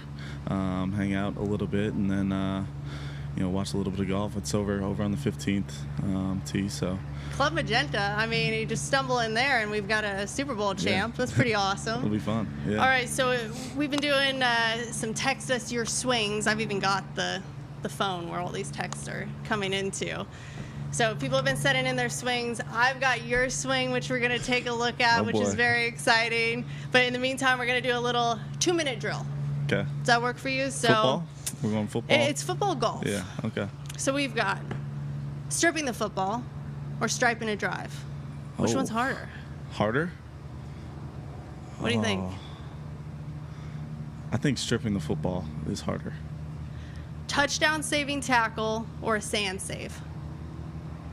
Touchdown saving tackle, probably. What's the cooler trophy, the Lombardi or our Wanamaker trophy that these guys are dueling it out for? I don't know. There's a lot of history in both, but for me, I'd probably say the Lombardi. I can imagine why. All right, Eagles on the golf course or Eagles on the football field? What's your preference there? Oh, right now we've been playing a lot of golf, so I've been enjoying the golf game with the guys right now, but pretty soon we'll turn the page to football. A hole-in-one or a pick six? Oh, shoot. Hole-in-one or a pick six?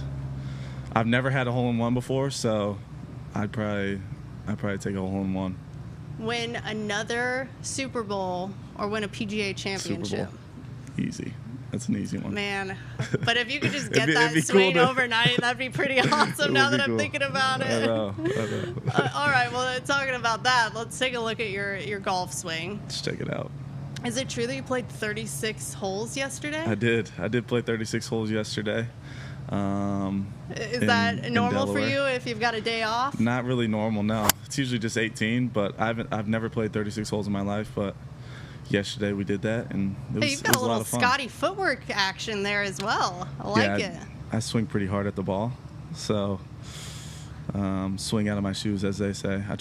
Driving's my favorite part of the game, so anytime I get the driver in hand, I'm always trying to hit it as hard as I can, which sometimes works out. Most of the time it doesn't. How into the technical side do you get? Are you laying at home looking at your swing frame by frame? Not really, no. I try not to think too much when I'm on the golf course. I feel like if I start thinking too much, then the game just goes downhill. And that was awesome when we see you get that squat right there. Yeah. And then explode out of it. Get the legs I think into that's it a little bit. That's what we all want. All right, very nice. Thank you. I Any appreciate swings it. that you look at when you're trying to pull from for inspiration? I like Scottie Scheffler, Justin Thomas, who you guys were just talking about out here on the range, is fun to watch. They're all just so smooth with their swing, and I feel like when I go to the golf course, before I go to the golf course, if I'm watching highlights of golfers, professional golfers, I feel like my swing is that much better, that much smoother when I get to the course just from watching it on the way. So. And we've got another swing that was sent in to us that you'd probably be interested to see. I don't know if you want to get a money game going with this guy, but it's your boy. mascot. What was and this? it's not a bad move either. Let's see it. Oh. He knew you were watching. All right. That's not bad. It's With the not bad. whole, He's coming down on plane. We did a little analysis of it earlier. How about your other teammates? Anyone exceptional at golf? I play quite a bit with Saquon. Okay. Now he's a guy who will break down his swing frame by frame. Like when we're riding in the golf cart, like if he hits a bad shot, he'll look up on his phone. What do I do to correct whatever way he hit the ball? He's always asking ChatGPT how to fix his golf swing. But he's fun to play with. Our tight ends, they're good players. The specialists, obviously. I feel like every specialist in the NFL is a good golfer. When's the time to go out on the golf course? Like when do you fit it into your schedule? So right now we get done at like 1 o'clock. Right now during the off season, during OTA. So right after that, I go straight from the facility to the golf course. That's perfect. Keep the clubs in my car. Keep a polo and some pants in my car. So I'm always ready to go. You pretty competitive? Oh yeah, very very competitive. We had some World Series champs on the last couple days, and I asked them just about when they were competing, what it was like for them mentally, and they said they were able to really like just tune everybody out and the crowds out. Yeah. Is it same in football where you want it tuned out, or do you like having that hype? Yeah, I feel like when you're in the flow of the game, you don't really pay attention a whole lot to the crowd until like the big plays, obviously, like third down. If you're trying to get a third down snap, touchdowns, obviously.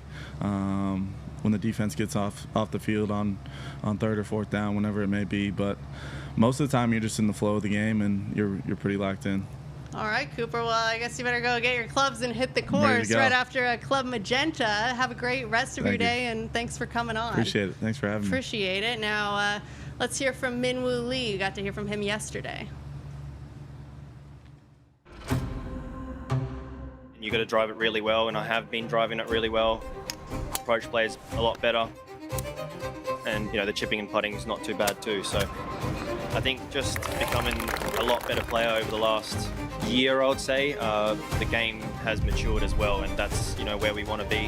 Hopefully we can keep going when the circumstances become tougher, and especially at a major.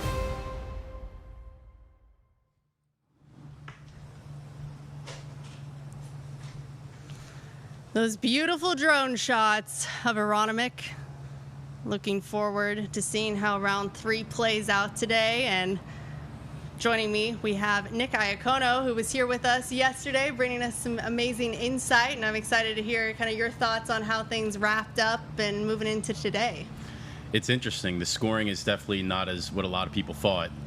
Very, very low score, very high scoring for the most part. I think the wind conditions really threw, a wrench in a lot of the plans of these golfers out here.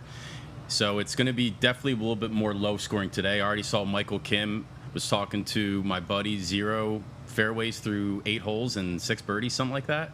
And it's just pretty impressive how even if the tee shots are not quite straight, the distance helps, and those approach shots are really going to be handy around here. And how about today? Moving in, anyone that you're keeping an eye on? It really seems like it could be anyone's game, but who would you enjoy to see at the top of the leaderboard? You know what? For the most part, I mean, Aberg would be great to see again. It'd be nice to see him in the mix because he's been so close this year already.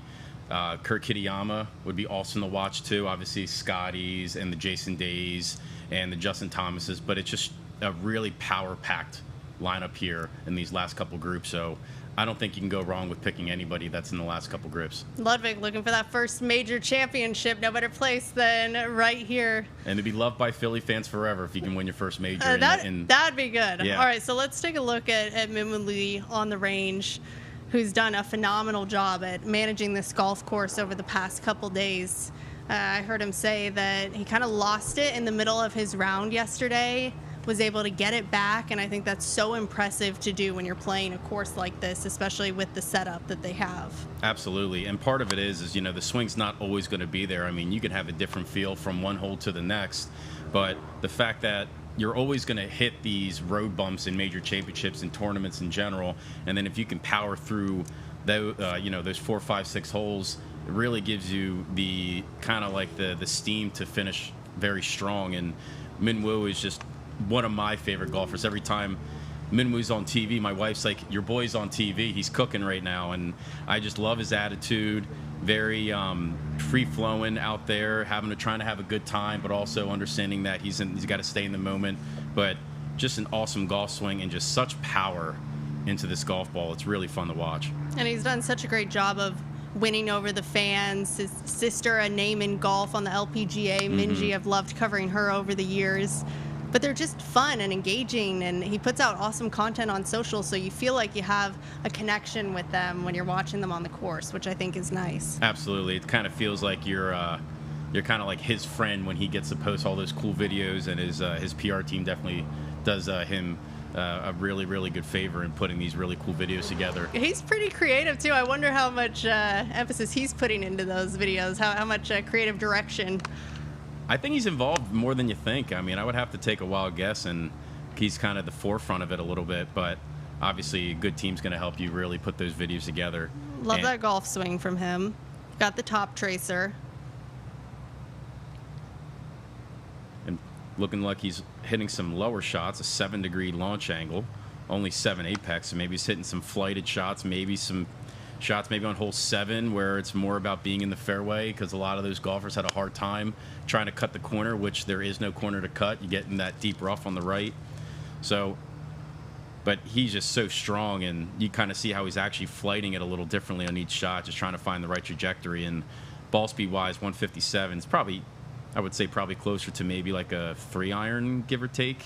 I mean, I know his ball speed for driver can get up to close to 180 plus, so I just love everything about his golf swing. And this is great. We're seeing him hit some shots with the lower apex, because our other Nick, who joined us earlier in the show, was talking about also how important it will be to have those high shots coming into the greens. But it shows you when you're on the range gearing up for your round, you are really going through the specifics of what you think you'll have throughout that day. Absolutely. Just going through the motions, getting the shots that they need, feeling confident that you can get out there, maybe a small target kind of gives you that atmosphere. Even what I've heard from a lot of players is they might set up on certain parts of the tee box, actually create those angles that they see on the golf course, so that way a little bit easier for them to visualize that shot when they get out there. Yeah, sometimes on the range before I tee off, I like kind of playing that first hole in my mind, pick the target out there, and I go through which clubs I think I'll have, and that helps just when you get up to the tee to not be surprised. You've done it before. Correct. And I'm the same way. I like my last ball in the range is the one I'm going to hit on the first hole, kind of get in that mindset, feel the good shot, and then kind of replay that before I get into my pre-shot routine, to where, you can really be confident. A lot of these guys do the same, I would think.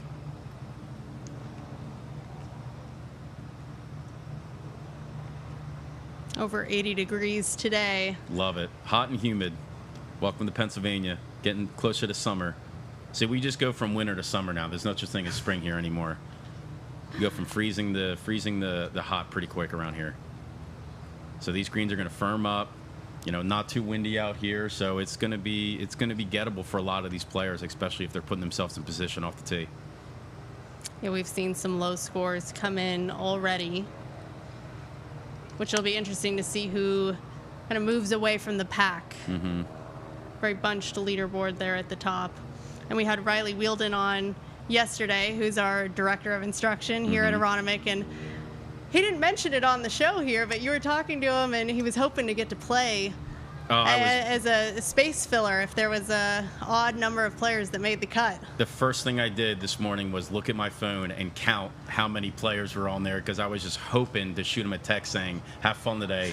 Unfortunately, it was an even number. I know. I think it was 82. I kept trying to check exactly. I'm like, I hope I didn't mess it up, because I really wanted him to get that opportunity. I know he would have been excited. I was scrolling so slowly. I'm like, okay, please, T35, T whatever. And then I see the 68. I'm like, oh boy, I don't think that's going to be good for him. But at least having that opportunity to potentially play must be pretty exciting. And I know he was saying he hadn't touched a golf club in a week, so he had to get some practice in before, just in case he would get out here today. All right, let's take it over to Hideki Matsuyama, gearing up, Masters champion. We saw him after his round yesterday, working on a few things, doing the split grip drill, which was interesting. And he was doing it a little different that way than many golfers.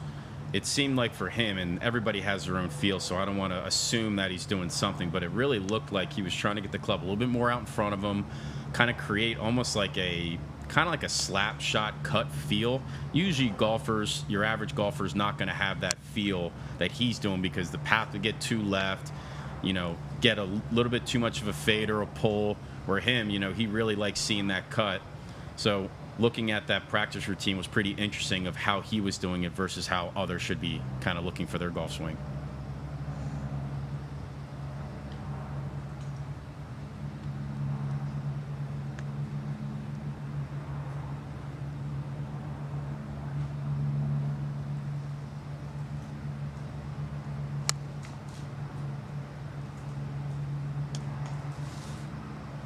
Gotta love the pause too, which a lot of golfers have, they use that for sequencing tools. I've seen Russell Henley do it before, where they're just kind of understand how do they start their golf swing. And Cameron Young would do the same thing, that he would actually rotate too much too early, get a little stuck, and the ball would just kind of go big right and big left, where, it's really giving him a good idea of how he should move in transition, not get essentially too much of that rotation too quick, so that way then when he can rotate later, he can really just hit the gas and let it go. It's a pretty good dispersion pattern, I would say.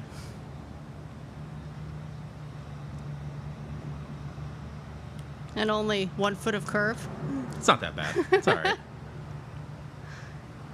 It's about as straight as you could get it.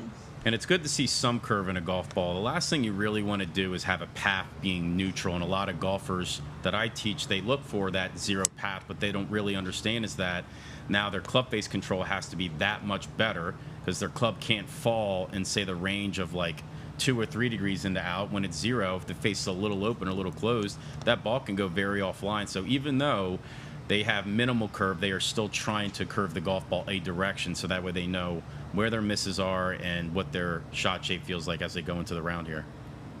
Now, I don't know what you tell your players or what our professional athletes out there are thinking, but how aware should you and are you of your score when you're on the course? I'm pretty much, for me and my players, I really just tell them you can total it up when you're done and getting your score situated at the scoring tent. In fact, I really tell a lot of them, because if you sign for a wrong score, you could be in big trouble. Don't even total it up. Just, that's what your score is, that's what it is, and you see what it is at the very end. But you really try to get ahead of yourself if you already have a score in mind out there, to where, I want to go out and shoot 74, 75 for a lot of my students, or like 68, 67 or whatever it is, they're really already pressing and putting pressure on themselves to make birdies. If, say, they're 1 or 3 over or whatever it is through 5, and they're like, okay, now I got to hit the gas pedal, where being more patient and being in the moment with their shot is really how you score out there, because trouble lurks everywhere and you just can't think ahead out there. And wow, it might be warmer, but we can see that pin out there just blowing, and even our tent that we're in right now, a lot of wind going on. Is that what that was? Either that or we're being commandeered out here. Yeah, there's still going to be some good wind out there. Again, there's not much protection out there from the wind. A lot of the trees are gone, so you're going to be feeling that wind. It's just a matter if it's staying in that same direction the entire time, where a lot of the time it can really, especially in the last month or so, it's been swirling, really not so much a one direction wind where you're kind of looking at the flag so much. I think even this is a different wind than yesterday, if I remember correctly. I think it was a little... Every day it has changed. Oh, yeah. And every hole it seems to be a little bit different, how that architecture is of the layout of the holes. All right, let's take a look at Alex Smalley. I was excited to see him at the top of the leaderboard coming into today. Graduated from Duke with a 3.6 GPA, so I think some of those smarts helping him figure out the shots out there. It can't hurt. Yeah, rounds of 67, 69 That's over stellar. the first 2 days. Very impressive. And we'll just see if, a lot of these guys in these big moments this is their first time, regardless if they play well or not, I just think it's a very, very good experience to feel what the pressure's like. Like, everybody's nervous out there, no matter who you are. Even if they don't show it, they're out there, they're grinding out there. They're sweating up these shots. But it'd be great experience regardless of how he finishes today and tomorrow, and then he can take that into the next event. Yeah, I heard quite a few people after round one saying, he's not going to be able to hang on. And I love to see when a player can just kind of shut that down and prove themselves. He's got 7 top 25 finishes this season, so he's getting a little momentum going. I think it's all kind of accumulated to this point. I think so, and he's had some great success this year, so maybe he can kind of put the nail in the coffin and finish off with a major championship. And he'll be going off at 2:40. There's his tee time there with Maverick McNeely. All right, top tracer numbers. Let's take a look again. So we're talking about wedges yesterday. You can see that launch angle, 26 degrees, apexing at 68. It's definitely going to have a lot of spin, but as we talked about yesterday, they're not really hitting these wedges high unless they absolutely have to, where maybe the rough shots where they can't spin the golf ball and they need that landing angle to land the ball soft. But if they're in the fairway, they're low in spin. Love the tempo too. All these guys seem like they have great tempo, but just hit the ball a mile. Yeah, Alex and Maverick today. First time leading in a major, which is exciting. I wonder what those conversations with family were last night. And I'm sure with them being in the final group and being together, they're probably going to feed off each other a little bit. Hopefully they're friendly with each other. I know when I play golf and I have a good group and we're all having a good time, we always seem to play better, play looser. So maybe they can even help each other out a little bit out there when it comes to just, their attitude and their feelings of how they can work around this very difficult golf course. All right, reverse rounds right there, 67-69 and a 69-67 from Maverick. Maverick, a Stanford graduate, has a degree in science and engineering. So I think it's a pretty smart group right there, if I'd say so myself. Very intelligent group, and Maverick actually, he was pretty focused on hockey all through high school, and then when he had to make the decision, he decided golf, and I'd say right now leading the PGA Championship, that was a good move. I'd say so. And hockey players, what I've seen, just what I've looked at on Swing Catalyst and how they transition to golf, they're very, very good with how they, break their feet to get that club head speed, and they just have a really good understanding of just how their legs can move and how they can really transfer that energy into the golf club. So really a lot of the players I've seen hockey-wise, they become pretty good golfers pretty quickly. What is the most difficult sport to make the crossover from into golf? Oh, that's a great question. I know if you're a pull hitter in baseball, you're going to have a little bit of a problem. My brother was a very good baseball player. He loved to hit the high fastball to left field, righty baseball player. So he had a really tough time understanding how the club should arc into the golf ball. Field hockey players I see have a little bit of difficulty. A lot of the field hockey players, even though they have a good move, a lot of hooking of the golf ball, a lot of adduction in their backswing, getting the club a little too deep, and it's really tough to get that club to get into the golf ball without too much of an inward to outward path. But hockey players for sure. Pitchers I've seen have a really smooth time of how they transition in the golf, just understanding how they push off their back foot, keeping some hip depth in transition. That really aids them in when they hit a golf ball. I would probably have to go with the baseball and pull hitters because there's really no club face on the baseball bat. So what I took from another instructor, because professionals steal, amateurs borrow, is that we put a club on top of a Louisville Slugger, like a club head, and understanding how to work your hands to square up the club face early in your golf swing was a huge help, just to build that feel and that visual of I can not have my face really open and hit big slices, instead of how you kind of work your hands to get that club face to work better for you. Oh, that's interesting. Yeah, Adam Koloff, shout out to him. I believe he's still in the Boston area, but I saw him with the training aid baseball bat. So I asked one of my buddies I said, hey, I'll trade you a 3-wood for a Louisville Slugger. And we made that nice trade. I glued a club head on the top, and I actually have it to where you can put a lefty club head on there as well. You can kind of interchange them. And it's been a big help for a lot of the members that have transitioned at my golf club from baseball into golf. Well, we had some of those transitions on the show these past couple days. World Series champs, Chase Utley, Ryan Howard, and they sure do love golf. Yes, and thank both of them for winning a World Series for us in that time span, because that was we needed one after a long drought of high-level baseball. And hopefully this year the guys can bring it together and strike when the moment's hot.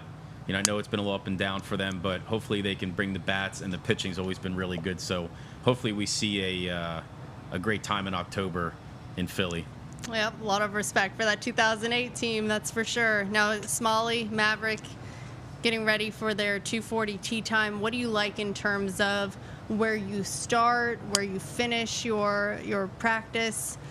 How do you structure it? Yeah, you know what, for the most part, and I remember a while ago, Justin Thomas, before he shot, I think he shot that 59, he really said he had the worst range session that he had before he went out there. So you want to use your range session to help you, but understand also it's not the end all be all for how you get out there. But as long as you're kind of going through your routine, you see a lot of alignment sticks out there, making sure that they're calibrating. Jason Bale, a friend of mine, National PGA Teacher and Coach of the Year last year, he'd always say, do the ordinary things extraordinary. So making sure ball position and alignment, grip, all those things that can really slide pretty quick, and you get all that good setup stuff for free when you go hit a golf ball. So I would say really just going through the routine, checking your things out, your points of emphasis with your own coach, and then just go out there and hopefully swing free and make some birdies. All right, well, keep your eyes on the range. We're going to take a short break, and we'll be right back.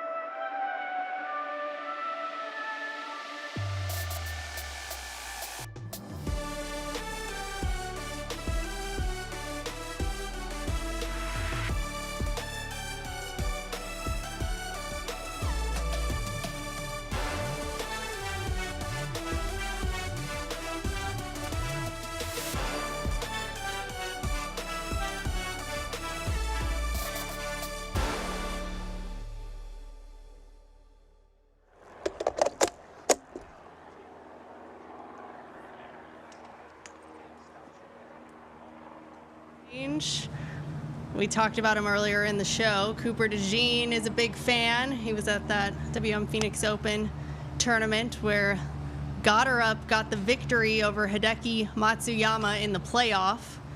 Two awesome guys to go up against each other. Hideki's actually had, Nick, quite a few playoffs, 7 to be exact. I really didn't realize that. Wow. And he's been successful in 5 of them. So Gotterup, was some good playing by him. That's even more impressive. 7 playoffs and you win 5 of them.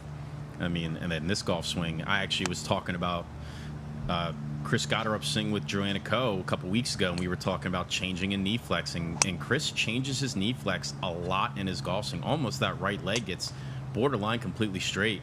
And I'm sure that's something to do maybe with the mobility in his hips, trying to get rotation, but doing it more with the knee flex and changing that in order to get the club working the way he wants. And him and his coach, Jason Birnbaum in New York, have been doing a fantastic job with his golf swing. And, I mean, he's just such a talent, just raw power, and with also some great finesse. Raw power, longest drive he's had on tour, 391 yards. That's it? I think that might be Jason right there.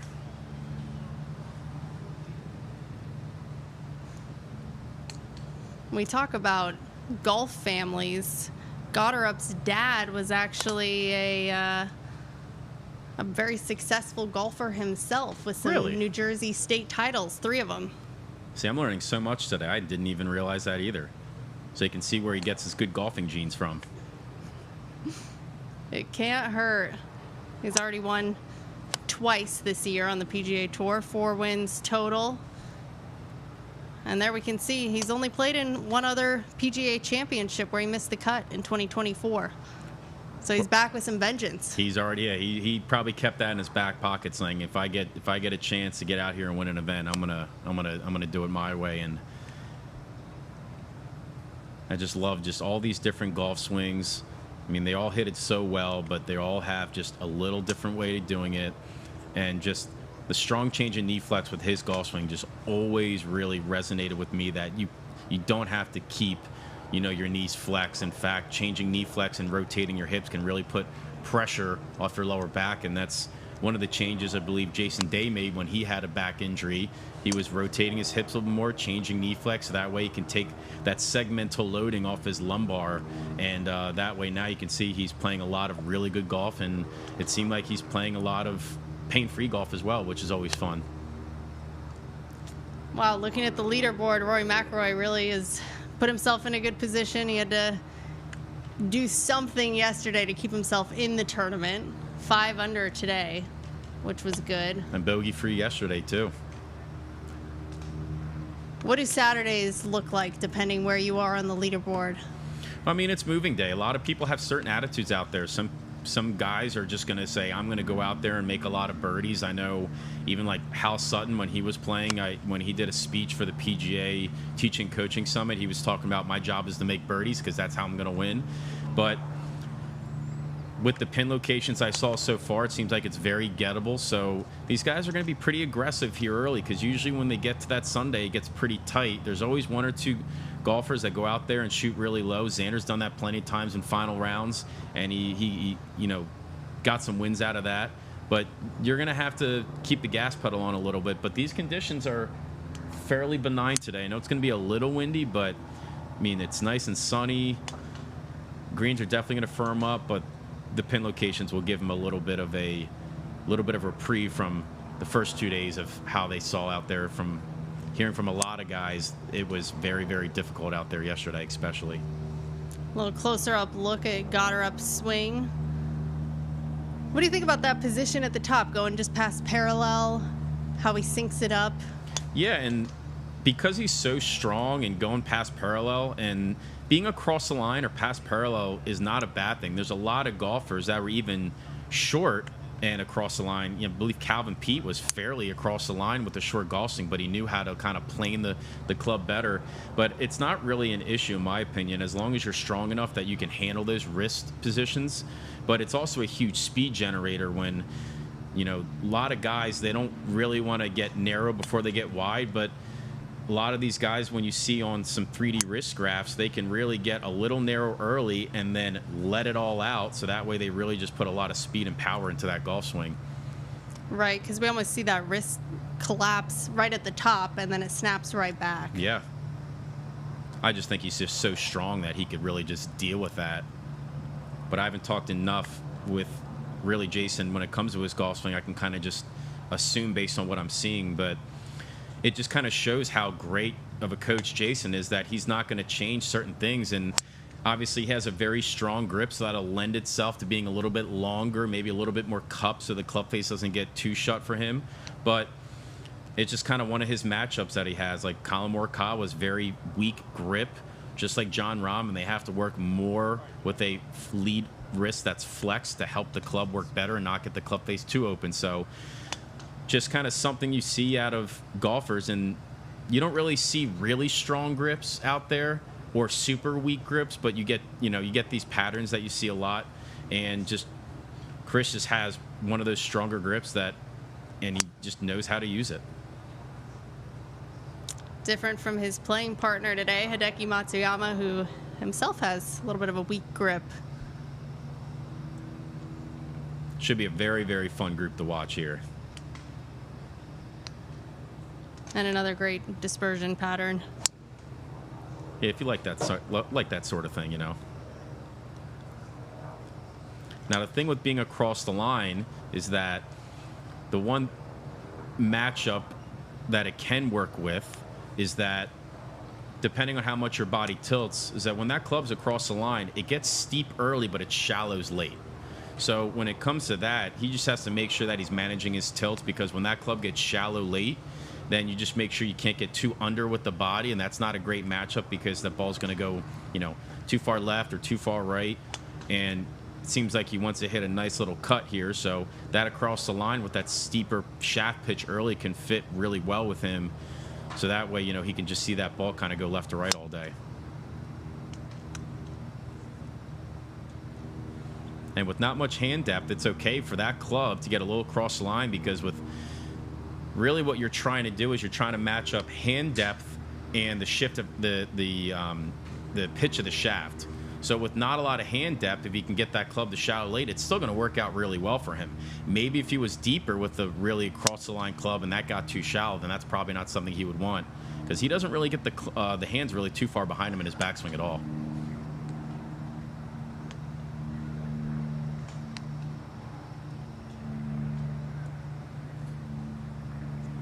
Any shots you were interested to see yesterday or surprised by that you saw the players having? Yeah, 7 was definitely one of the ones that I just thought, playing this golf course a lot, it's a fairly short hole, but you didn't really see many people in the fairway, because the problem is too on that hole, it's a dogleg right, but it slopes to the left. So the actual surface area in which you're hitting into that fairway is smaller than you think, and I've heard that from a lot of players, where even though the fairways seem wide, they're really not as wide as you think because of the hills that they have. So 7 was definitely one. 18 was another one for me, because that, even though if you're right center fairway with the back right flag, that big tree's blocking you out, so you have to think to yourself, you're going to hit a big cut around that hole, or you're just going to be in the middle of the green, get a 2-putt and get out, because par is a great score on that hole, being that they, shockingly enough, put the tees all the way back, I think the fairways have surprised me. I thought you're going to be able to really knock out some drives, have a little wiggle room out there, and man, with the fairways and the slopes that you have, it really narrows it up. Yeah, I think everybody was just completely wrong. Yeah, I hate to say it, they're just very, very wrong in the scoring. And what someone say earlier, a U.S. Open came out of a PGA Championship when it comes to these conditions, and they're feeling it out there. So I was very surprised. I didn't think the score was going to be crazy high. I was originally thinking maybe like 15, 16 under. That was kind of like my guess, but I think we were all dead wrong. But I believe those pin locations had a lot to do with it the first couple days.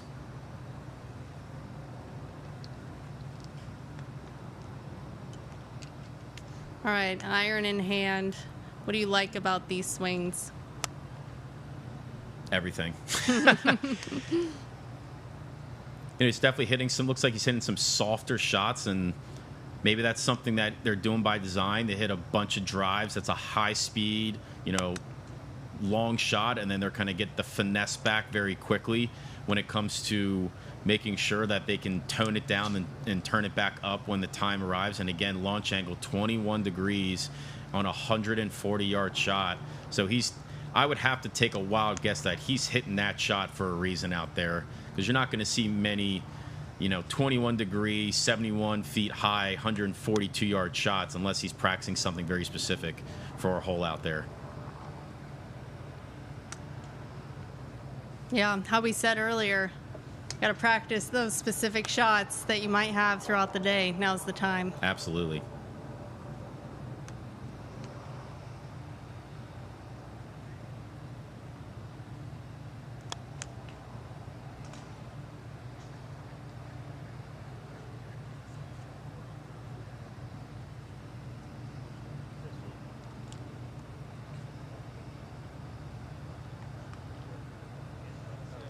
And we are live on YouTube, so any questions, keep feeling free to send them through in the comments. Have you played much Philly golf? You know what? I feel like I'm always here working, so I haven't had the chance to go out and play Marion, Aronimink, spent some time, but we need to give you a day off to play some golf. Yeah, I mean, you can't be working all the time. I need to stick around a little longer. And all right, we've got a fan question, so let's see what we've got. What is your favorite thing about Aronimink? Me? Favorite thing about Aronimink? I love, obviously the conditions are top notch. I love the green complexes. I'm always a big fan of interesting green complexes, using slopes to your advantage. And even though the greens can be very, very big, you have to hit the sections in order to get close to the hole. And maybe sometimes when they're out there, they're not trying to go exactly at the flag because they know a part of the green can really aid them in getting the ball close to the hole. Obviously, the staff here, they're all great.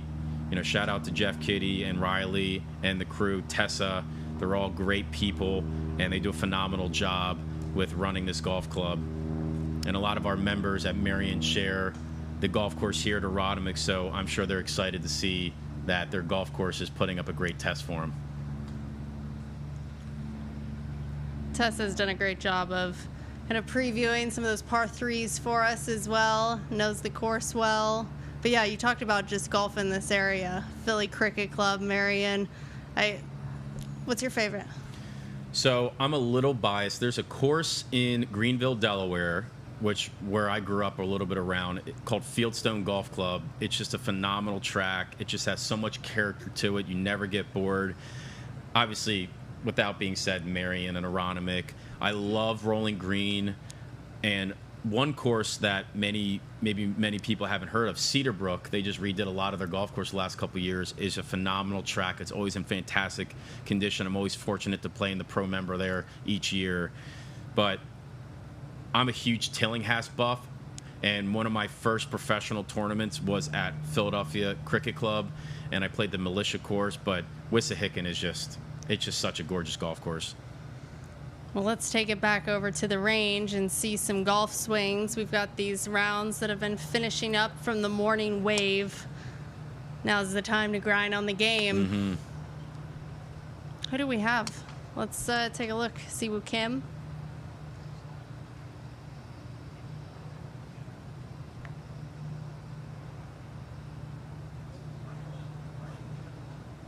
I'm always interested how they approach into the golf ball and how they put their hands on the club. Adam Scott has his way of getting his grip situated, and then you see others when it comes to Scottie Scheffler having it put in front of him. So I'm always kind of looking at the minor details of how their pre-shot routine sets them up for success. Just like if you're getting ready for the day, you take a shower, you eat food, you brush your teeth. That's your routine that gets started for the day. And I always am interested in how these golfers approach their golf ball and how they can really get themselves situated to hit good golf shots and really understand how their golf ball is going to perform out there. And I'm taking a look at Michael Kim's scorecard from today. Well, we've got 1, 2, 3, 4, 5, 6 birdies on the front with 1 bogey. Then he goes and doubles 10 and makes an eagle at 13. It's just, you never know. You can go double eagle really quick. And 10 is just a very difficult hole, and that's another one of those very difficult green complexes depending on where you put the flag, because that water comes in pretty quick, that false front's there, and I've seen many golfers 3-putt that hole because the green is just also just huge, just like all of these. But that tee shot's pretty tough because that fairway, again, slopes to the left. You want to have a good angle into the flag, and if you kind of squeeze the right side, there's that rough just looming, and then you got to hit almost feeling like you're going across the water and onto that green, and obviously going long is not a great option on that hole either. But 10 is one of those other holes that are just starting on hole 10 on a lot of tournaments here. I can tell you it's a very, very tough starting hole. I'd rather start on 1, absolutely. That's interesting. Yeah, I've been fortunate to play a bunch of tournaments here. Hole 1 was always seemed like to me a very, again, I'm saying this with a simple shot, but 10, that tee shot is just difficult, and then that's half the battle, and then you get on the green, and then you're still walking on a tightrope just hoping you make a par. And then hole 11 is a very difficult green as well, so you got 2 very difficult greens back to back. So if you can go even par on those first 2 holes, you're feeling pretty good going into 12, 13, and 14. We've got more fan questions that have come in. Let's see what we have. Favorite players to watch on tour? So, a couple of my favorite players. I love Sung Jae Im. Big fan of his golf swing. Minwoo Lee. Love Minwoo Lee. One of my favorites. Big fan of, obviously, Scottie Scheffler and his golf swing. I think he just does some interesting things in his golf swing, and I like seeing his swing geometry. Other than that, I love Patrick Reed's golf swing, but players to follow, I'd have to say Sung Jae Im and Minwoo Lee are 2 of my favorites out there.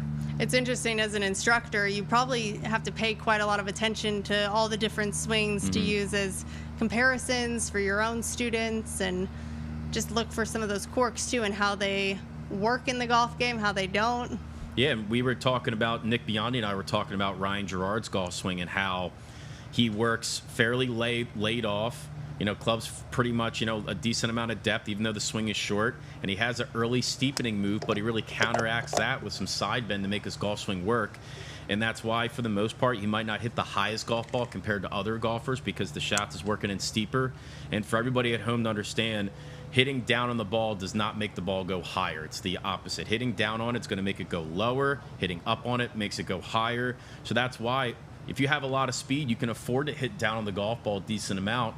But they're not hitting as down on like your 7-iron as much as you think, because they have to hit the ball high. And the more you hit down on it, that's going to pull that launch angle. Even though they could have a lot of loft, it's going to pull it too far down. So a lot of these golf swings have their own unique features. And the one good thing about Ryan Gerard's golf swing is that he really doesn't miss the center of the face. He hits it very solid all the time, and that's one of his big strengths when it comes to his golf swing. But he's going to have to, he plays it a little differently than, say, Rory, who can hit it through the roof. So they all are going to have a little bit of a different strategy when it comes to going out these flags. And we're back to Maverick McNeely on the range. 2:40 tee time. About 21, 22 minutes until he's off. Driver in hand. Oh, wood in hand there. That's driver in hand, yeah.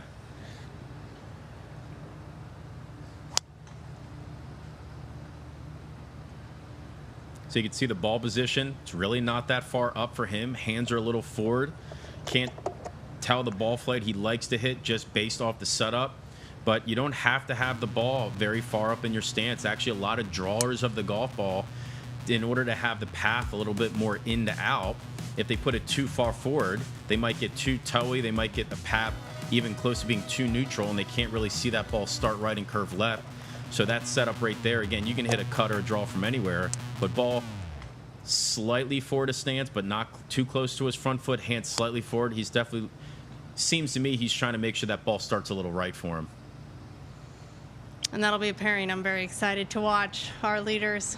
I'm excited to watch every single pairing out here, and it'll be nice to see it as the day goes on, because you always have a story that's going to pop up, whether it's Maverick McNeely, David Puig, all these guys out there. It's going to be cool to see, you know, what story is going to come out on top, essentially. Beautiful views of Aronimink Golf Club, round 3. It's a beautiful day in Philadelphia. You can see hole 10 from here. You can kind of catch that a little bit of slope going right to left, and that huge drop off getting down on that hill would be very, very beneficial, making that hole a little bit easier. But that's always again, always a tough tee shot if you're starting off here. I take one every day of the week. All right, looking forward to those pairings. Nick, thanks so much for joining us. Thank you so much for having me. Great insight. Enjoy your afternoon, getting to watch some golf at the PGA Championship. And please play some golf yourself soon. I know. Don't work too hard. I'll be out to visit you soon. Great. Yeah, come on over.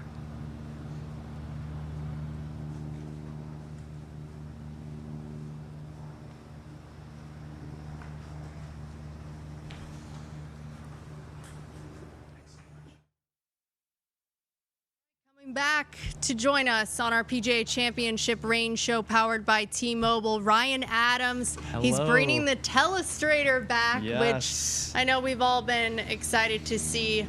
Very fun to get to dive in depth to these golf swings. Yes, and we have a bonus one today that I think the fans will really like. Yes, so. okay. I don't even know who we have. Oh, okay, so let me give you a hint. He's won the PGA Championship. All right, that's narrowing it down for sure. He's won but it twice. Justin Thomas.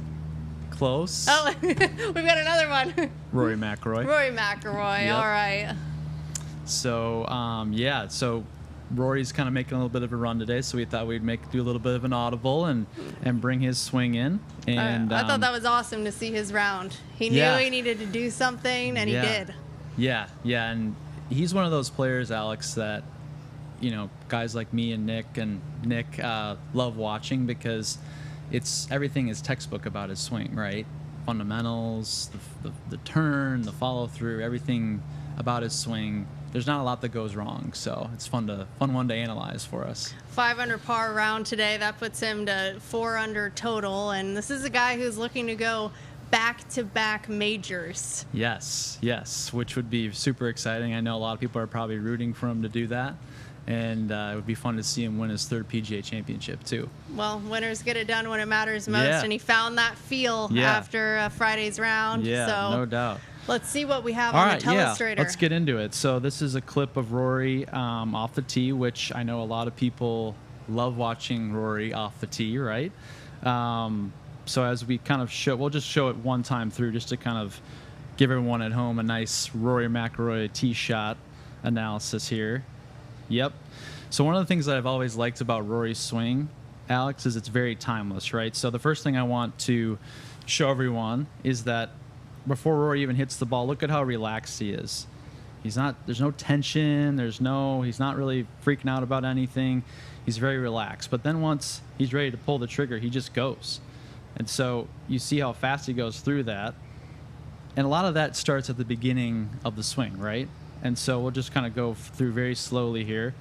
Want to show that the posture here is one of my favorite things about Rory's address. He's always very upright. He's not hunched over. There's no real tension in the shoulders. He's ready to really get after this tee shot. And I think a lot of the times off the tee, amateurs struggle with their posture. They're not in the position that they need to be in to launch the ball. So you can kind of see that his back shoulder there is a little lower than his front shoulder, and that position gets him into a little bit more of a launch position, right, for his tee shot, because that's how he hits it so high and far. Is being able to kind of have that back shoulder lower enables him to hit up on the ball a little bit and sweep it off the tee. So now we'll kind of go through this very slowly. See him looking at the target there. Waggle, waggle. I love that too. There's no tension there. He knows where he's going. That's another thing that I think Rory does well, is he's very target focused. I see my target. I know that my fundamentals will hold up under anything that will happen on my backswing and follow through. And I think a lot of amateurs can learn from that at home, right? So his target is out here. And so he's aligned. He's got a target probably halfway there. A lot of times if you struggle with targets, you can do like an intermediary target where maybe 3 or 4 yards in front of you, you pick a blade of grass or a different color and try to align that with the target further out in the fairway. So as we go through the backswing here, let's go right there. Okay, this is actually, we just went through the backswing, but his backswing and his fundamentals allow him to get to this position, right? So you're seeing the club kind of, we'll go slow here. Oh, hold on one second. Telestrator Rise just struggling a little bit here. You know, I've done 4 today, so I'm kind of run out of steam maybe, but yeah, I want to pause at the backswing because that's the most important part of this that I want to show. So right here, is a perfect spot to be at impact. You can see he's cleared his hips out. He's allowed his hands to kind of slide through that slot, is what they call it. And this is like, we're going at pretty high speeds here. That's why this this club, you can't really see it too much. But we have, let's see here. Oh, hold on one second. We're going to highlight this. We're going to highlight this back here. So those two spots, cleared out left hip, hands coming through, down the line perfectly. That's exactly where you want to be, right? And if you can kind of match up those two things every time, I like to say that you should feel like someone's pulling that left hip through, and then that allows your hands to kind of match up where they need to be to hit square at impact. So a lot of things to like about Rory McIlroy's swing. Not a lot of things go wrong in his swing. I know he was working a little bit, Smiley mentioned, on the range after round one, trying to clean up a few things. But when you can get to a position where your hands are like this, a couple frames before the ball, a lot will go right. And so hopefully that's what we'll see more of tomorrow too. I think if he can kind of keep things together, and it seems like he's maybe found something and he's in this spot, he'll do pretty well. And something I like that Rory does even before he begins his swing is that last look, and he does it a few times. I think it might be 2 or 3. Yeah. Looks at that target, which is so important to commit to the shot, because whatever your last look is, your body is already kind of gonna filter through and adjust to what you were looking at. Yeah, exactly. So I think that's a good point to bring up. So we'll do this. We'll highlight him. And it's not always the pin that you're looking at. That's right. Last. You're looking at that start line of where you want the ball to start. That's right. And he normally draws it, but now he's been playing a little bit more of a fade too, trying to do both ways. That's really important out at a course like Aronimink too, where you need to move it both ways, right? You can't just rely on that power draw, which is his normal shot shape, but he has that fade too now in his pocket. But you can see here he's looking out to where he needs to be. And then we'll clear through. That's right there. That's right where the target is, right? And so he might be starting it over here and doing a little bit of a fade. He might be starting it over here, doing a little bit of a draw. But ultimately, that's where the ball ends up, right? Fade, draw, but the target and looking at it and making sure you know where it is first is super important. A lot of times at the driving range or even on the golf course, amateurs will just be like, oh, I'm just going to go for the green, right? And I would recommend that they pick a specific spot. It doesn't always have to be the pin, because sometimes the pin is tucked or sometimes it's hard to see how I could get to that spot on the green. So just pick somewhere that's going to give you a good chance at a 2-putt for par or minimize the mistakes. So. All right, I loved the addition of our T-Mobile telestrator there, especially Rory McIlroy, throwing it back to 2020. All right, let's take it over to the range, because we've got more players over there. Players who have finished their rounds for the day, the last of our groups who are about to go off, and there's one person in particular who's over on the range that did not actually make the cut, but he's grinding, Max Homa. Yeah. What do you think about this? Yeah, that's, you see that a lot. I think you want to take advantage of the facilities, obviously, right? You're here already. You probably planned on being there on the weekend, but and you can see here he's working on a few things with his PGA coach Mark Blackburn. Looks like some tilt issues, maybe some downswing things. But Max obviously didn't have the best week, but you don't just go home and pout, right? He's right back here on the range on Saturday afternoon and trying to figure it out with his team. And there's no one better for that than a PGA coach. They obviously know your swing very well. Mark knows Max's swing very well. They've been through kind of thick and thin a little bit, and so you can see that they're trying to see if they can find a few things that maybe at the beginning of the week weren't there, and maybe cropped up during play and stuff, because on the range, as we both know, is different than on the course. And sometimes things kind of fall out of place a little bit. Your shoulder might be dipped, or your alignment might not be right, or your grip might be too tight. So it's important to, for those at home, if you don't play well, you don't necessarily have to go right back out to the range, right? That's not like, I'm not requiring you to do that. But in your next range session, maybe think about, what did I do wrong, right? Maybe have someone take a video of your swing before you leave for the day, or maybe look at a few things that your PGA coach and you have been working on prior to, and maybe you weren't doing that on the golf course. And I think that's what Max is doing here. And I think what I love about it too is he's probably not too mad. I think like maybe the madness was probably ended yesterday after his round, but now he's back in work mode, right? And he's trying with Mark to figure out how the next time I play, I'm not leaving on Friday and I'm competing on Sunday. So these guys put so much work into their games. You love to see when it pays off, but it's not always top of leaderboards. Right. So right. Just got to keep grinding. Yep. Yeah, and he's good at that with Mark. They dig it out of the dirt, so it'll be exciting to see where he ends up next. All right, Ryan Adams, everybody. Thank you for bringing the T-Mobile Telestrator back and for all the analysis. Yeah. Guys, see you tomorrow. thanks for tuning in to our PGA Championship Range Show powered by T-Mobile. We'll be back again tomorrow, noon Eastern, right here on the range. We'll see you tomorrow. Goodbye from Aronimink Golf Club.